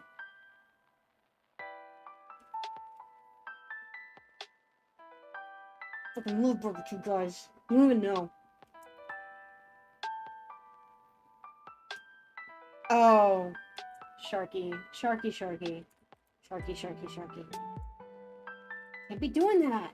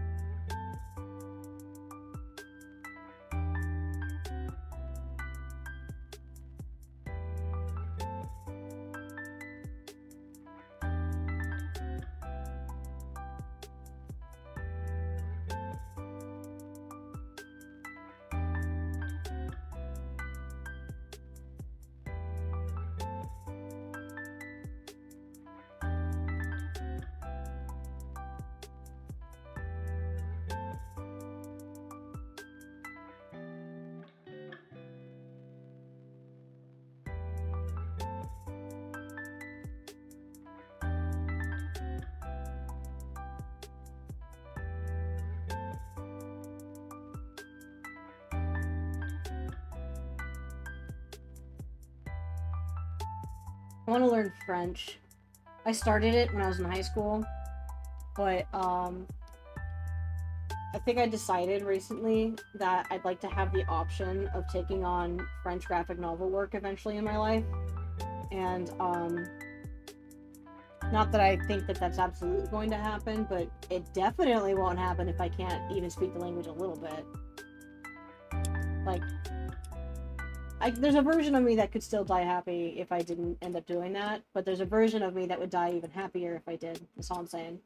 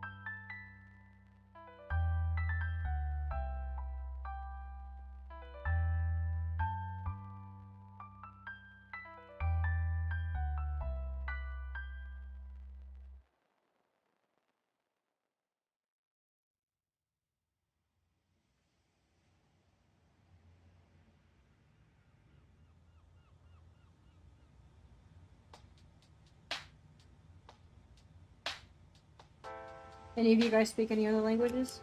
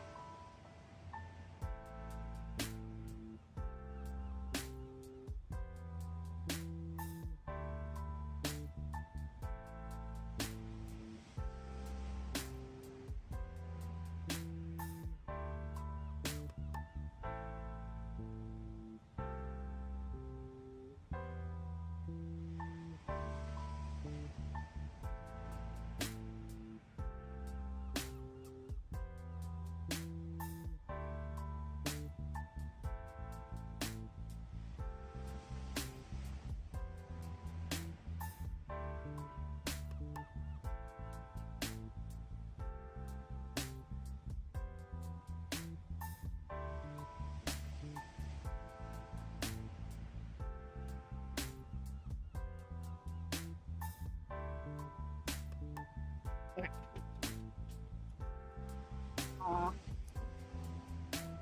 Oh.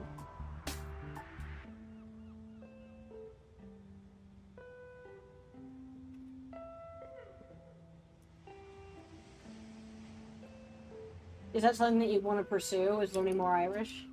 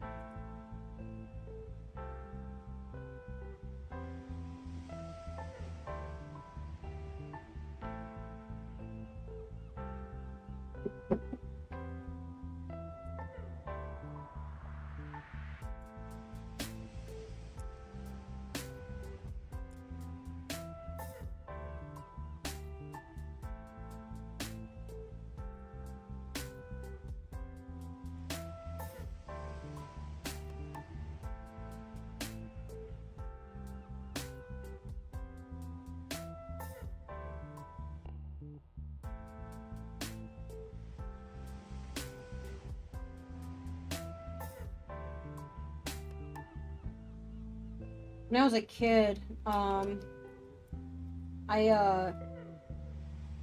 grandfather had remarried a woman from Indonesia, and she moved her two sons out, and I got to meet them as my uncles.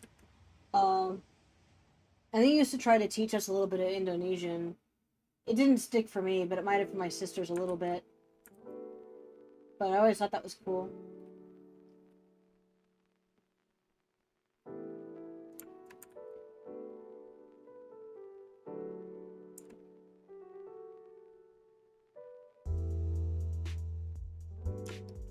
This is not the same grandfather I mentioned earlier, who was an artist. This is my mom's dad, somebody different.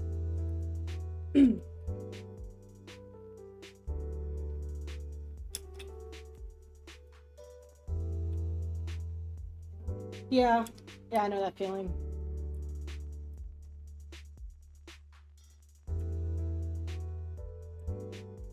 I should probably learn Spanish too, to be honest. But I've been saying that for years. Excuse me.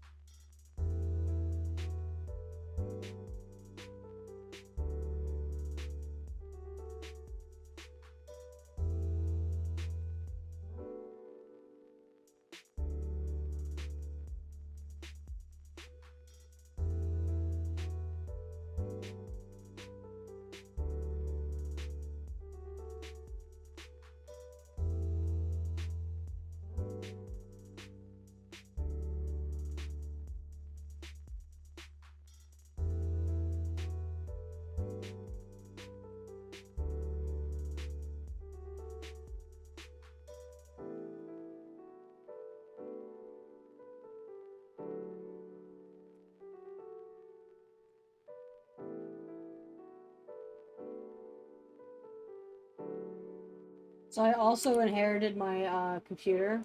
I keep saying inherited. Somebody gifted this to me because they wanted to get rid of it, and it was really nice of them because it's a pretty decently powerful computer.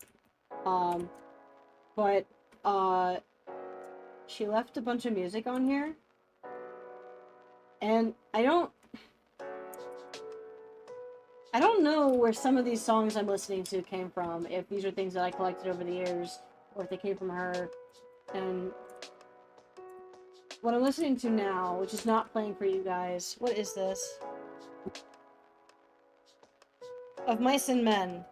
Bones Exposed. I don't remember where that came from. I don't think it's her music. It's gotta be mine.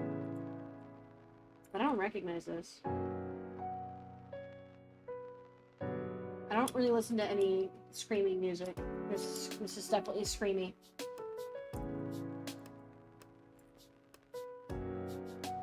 It's not bad. I like it. Just not my usual. What are you guys listening to right now? If any? Unless you're just really into the dulcet tones of me rambling and over lo-fi mix randomly found over YouTube.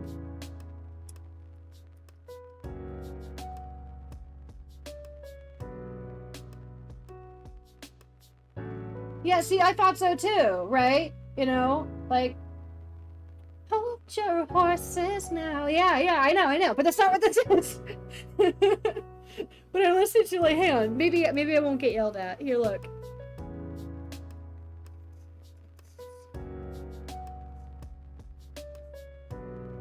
Oh, it ended. Never mind. Okay, look, here, hang on. Is this just mislabeled? Now I have to look this up, because I'm gonna get mad.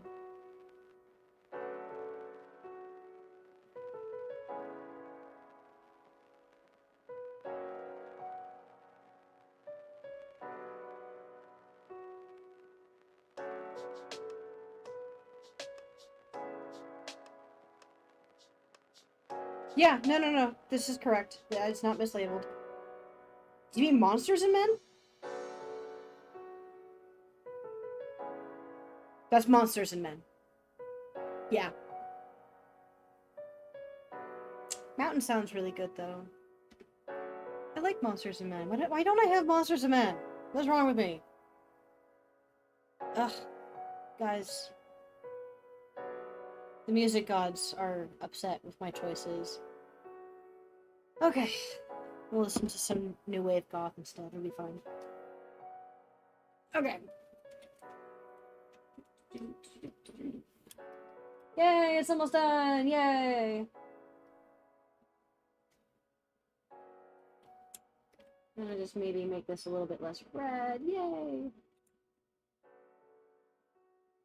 Cool. Yes. Okay. Oops, wrong one.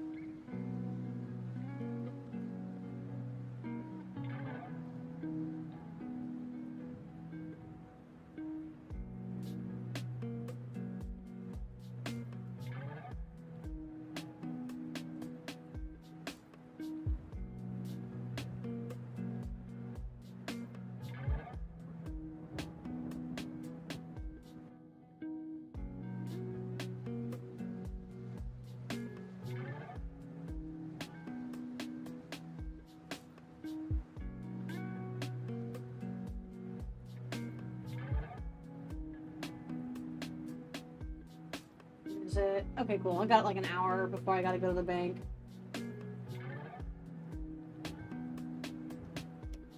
Maybe more like an hour and a half.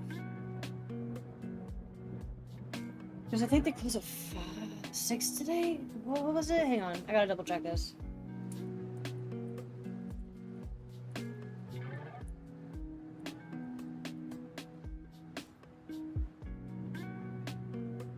Yeah, okay, yeah. I got about an hour before I gotta go. Was it 5 today?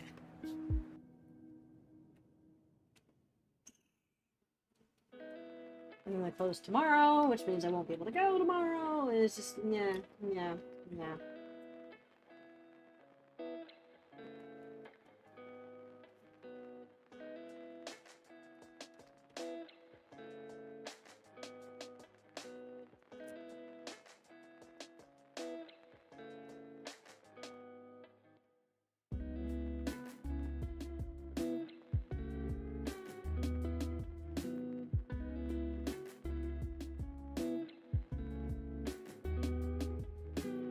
I'd really like to do another movie night soon. That was just a lot of fun. You guys have any suggestions? I'd love something that we could, like, kind of talk over, but isn't, like, necessarily really bad either. So I've got some suggestions for really bad movies if we want to go that route. I know Sharky does too, because he's got taste.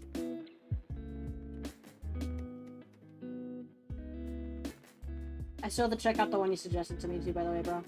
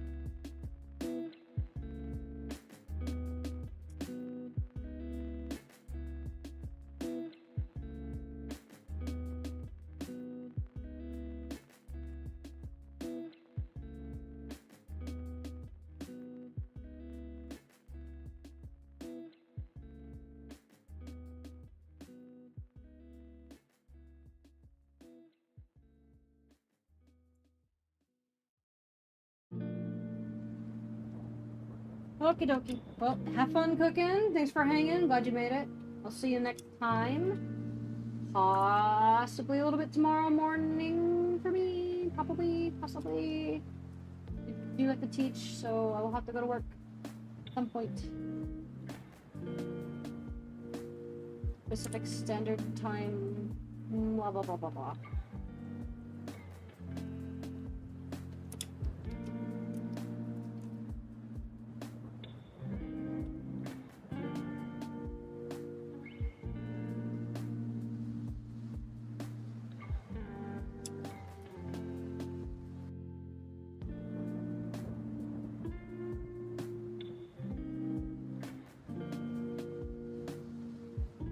It's true. And yes, there will be. Because it doesn't matter that it's posted. The person who posted it has the right to do it. Unfortunately. It's the same as if you play music from YouTube and they still get you for playing the music at all. It's the same.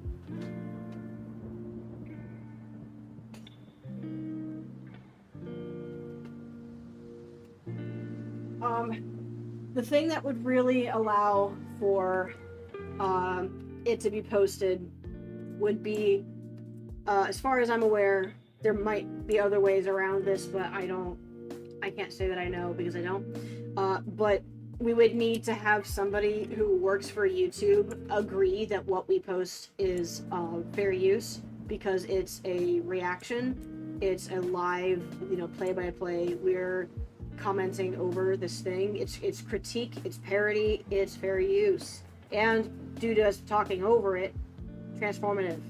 The whole thing is just because they don't have live human beings doing this right off the bat, it becomes a process to try to talk to a live human being. And since we're not priority creators, we don't have a long history of working for YouTube and making them lots of money like some people do.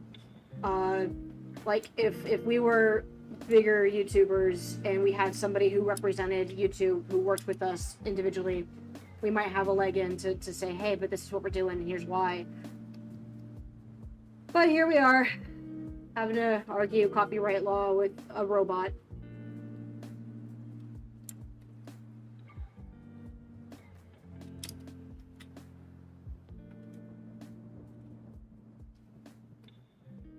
But it's like I said earlier, if we wanted to post that, I think the best bet would maybe be to post it free for Ryan's patrons, because I think he's got a free tier, which means that we say, hey, we did this, if you want to watch it for free, just come join up. And then if you really don't want to, you can just exit out again after. I'm not trying to volunteer him, I haven't talked to him about this yet, but that's just one solution I can think of that would allow it to be posted somewhere. I've not talked to him about it at all yet.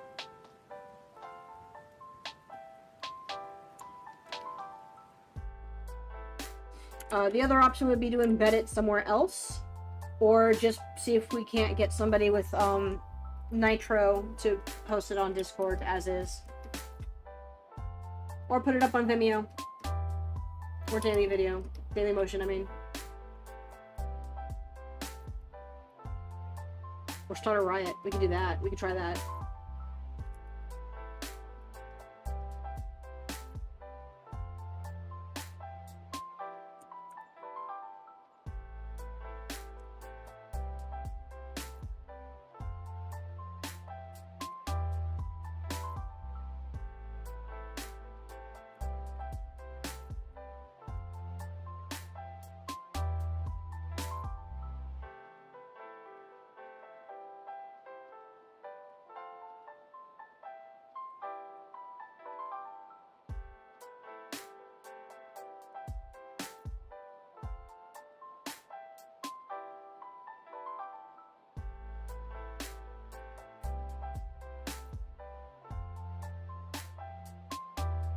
Actually, that's a good thing. I should probably bring it up, because...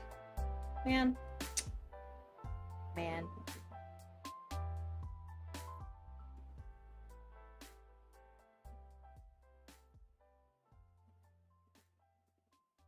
Ooh.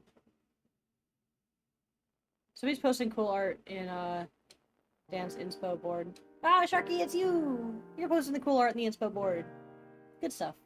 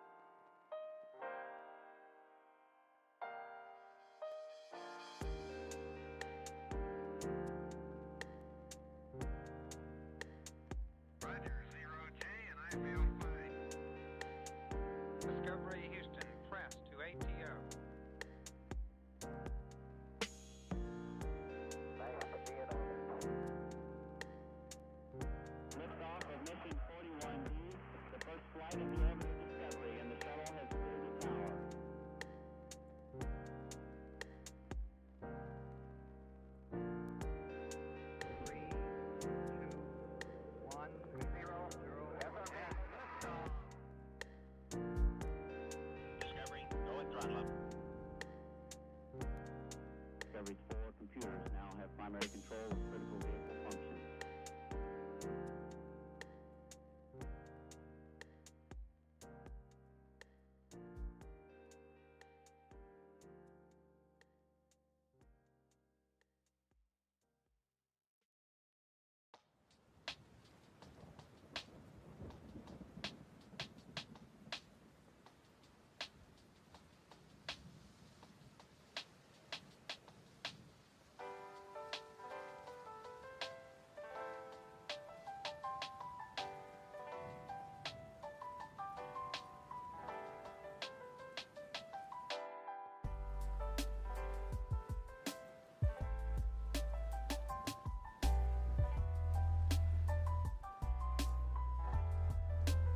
A little green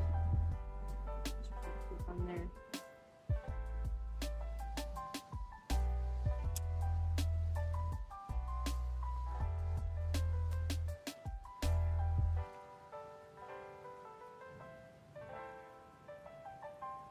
There we go.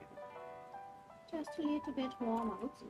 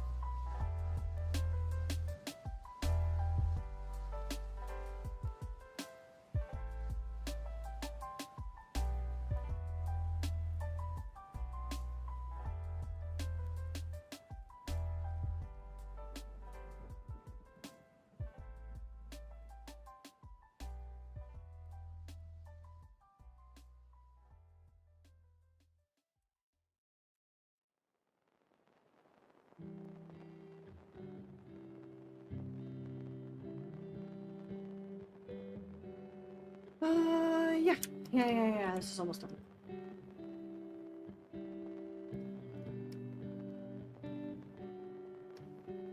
I want to give the impression that his hair is really messed up because of this noogie, so I'm going to probably not smooth it out too much.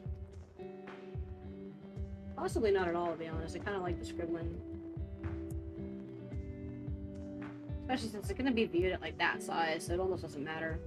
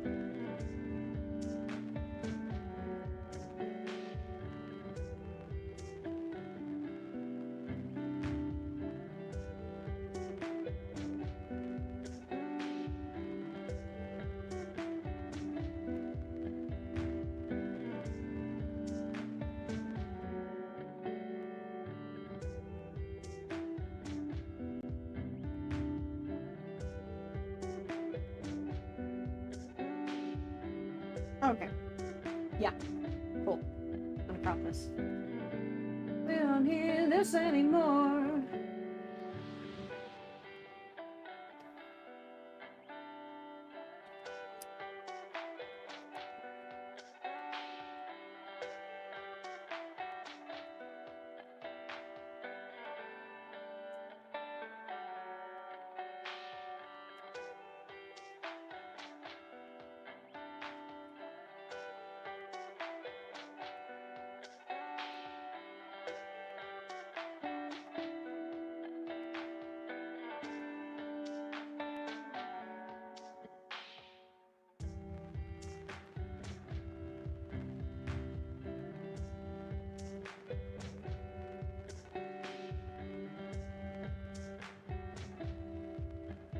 this.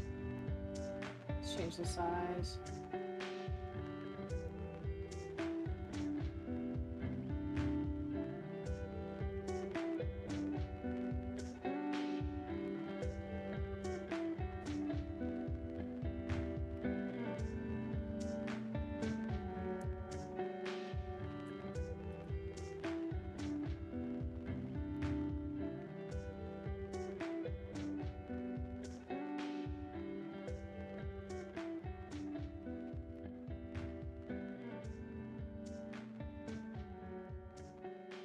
It is for a video YouTube essay, yeah.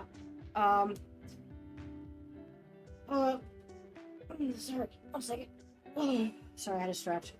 My boyfriend Will has been, making essays talking about narrative in video games. Like, the game might be good or bad, but the narrative is its own thing to critique too, so let's talk about that. And he's been kind of blowing up a little bit, so I've been helping him out with some of the artwork because it's fun. I think this one's about comparing the two characters. I don't actually remember what his premise is for it, but yeah. There, I'll shoot you a link. I'll share what he's been doing. Let me just also share with him what I've been doing. So let me just send this to him.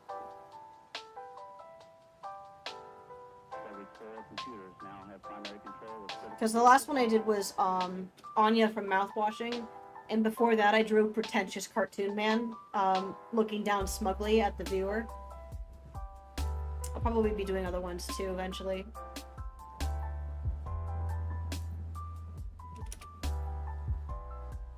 I'm pretty happy with this one though, this was fun.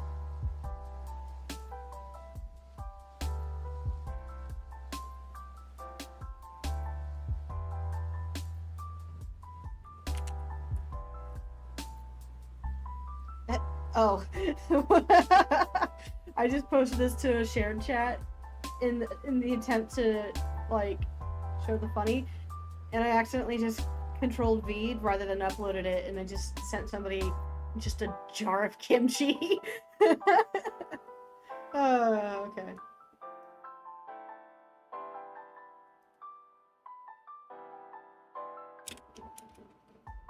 Whoa, okay. Aw, he loved it. Okay, good. Okay.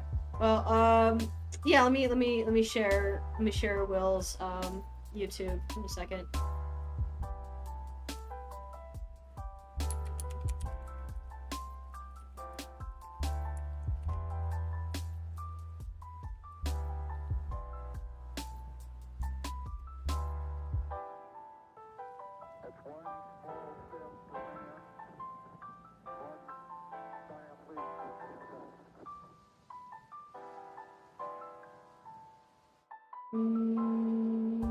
Where's my chat? There it is. Boink. There he is. His most recent one was on mouthwashing and why he didn't like it. Mostly the story, not the gameplay. I would argue I didn't like it either, but for probably different reasons. But then he did one on Bubsy 4D, which is interesting. A couple other ones.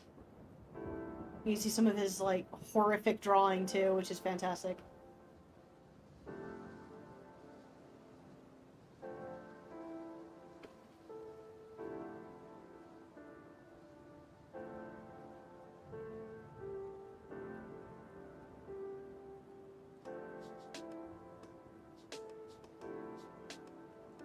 Okay. What was I doing now? I can close this. I can open. Oh no, I just remembered the file I need for the illustration stuff's on my iPad. Okay. Well, I'll do that later tonight then. I'll work on the comic next. What's this? I don't remember this. I remember this now. Okay. I'll worry about this later. Let's get this out of here. Comic stuff, comic stuff. I'm gonna open up some comic stuff. Wait, what am I doing? Open recent. I was just doing this. Where is it? Is it you? Yes. Yes, it is you. Yeah, that's right. I was wrapping up the sky. Okay. Back at it. Click and destroy and close and yes. Okay.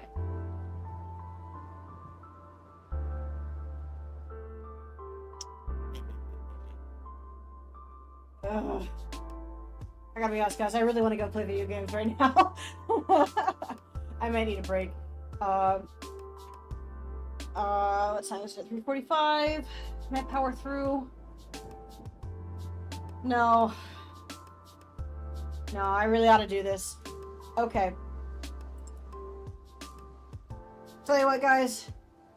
I'm gonna take this momentary lapse into energy as my sign that I really got to take care of this chore by going to the bank. And I might stream again later tonight. I might not. But I will be streaming again this week. That is happening. So I got to clean up these comic pages anyway, and I'm almost done with that. I've got a meeting coming up on Friday I've got to finish a page for, so I will be here. Mostly, probably in the mornings, Pacific Standard Time. So the next time I will be streaming, if not tomorrow, then definitely the Wednesday morning. Because I can just do it before I go to work. Possibly tomorrow, though. I gotta check in with Will and see if I'm gonna be disturbing him while he's doing his own thing on his day off. Okay, well, thank you everybody for joining. I'm glad I've managed to start and finish a whole drawing in a stream, and I hope I rambled your ears off. Just as a quick reminder, again, to anybody in the future who might be watching this pre-recorded, or anybody who's snuck in to the whatever, I'm changing my YouTube channel. Please make sure to like and subscribe anything I do on GrossGiirl. This is Drowned Pirate. I am going to be leaving this channel by the end of the month, and I just realized how parallel this part of the sleeve is. I'm not happy about that. I'll do with that later. Okay, goodbye!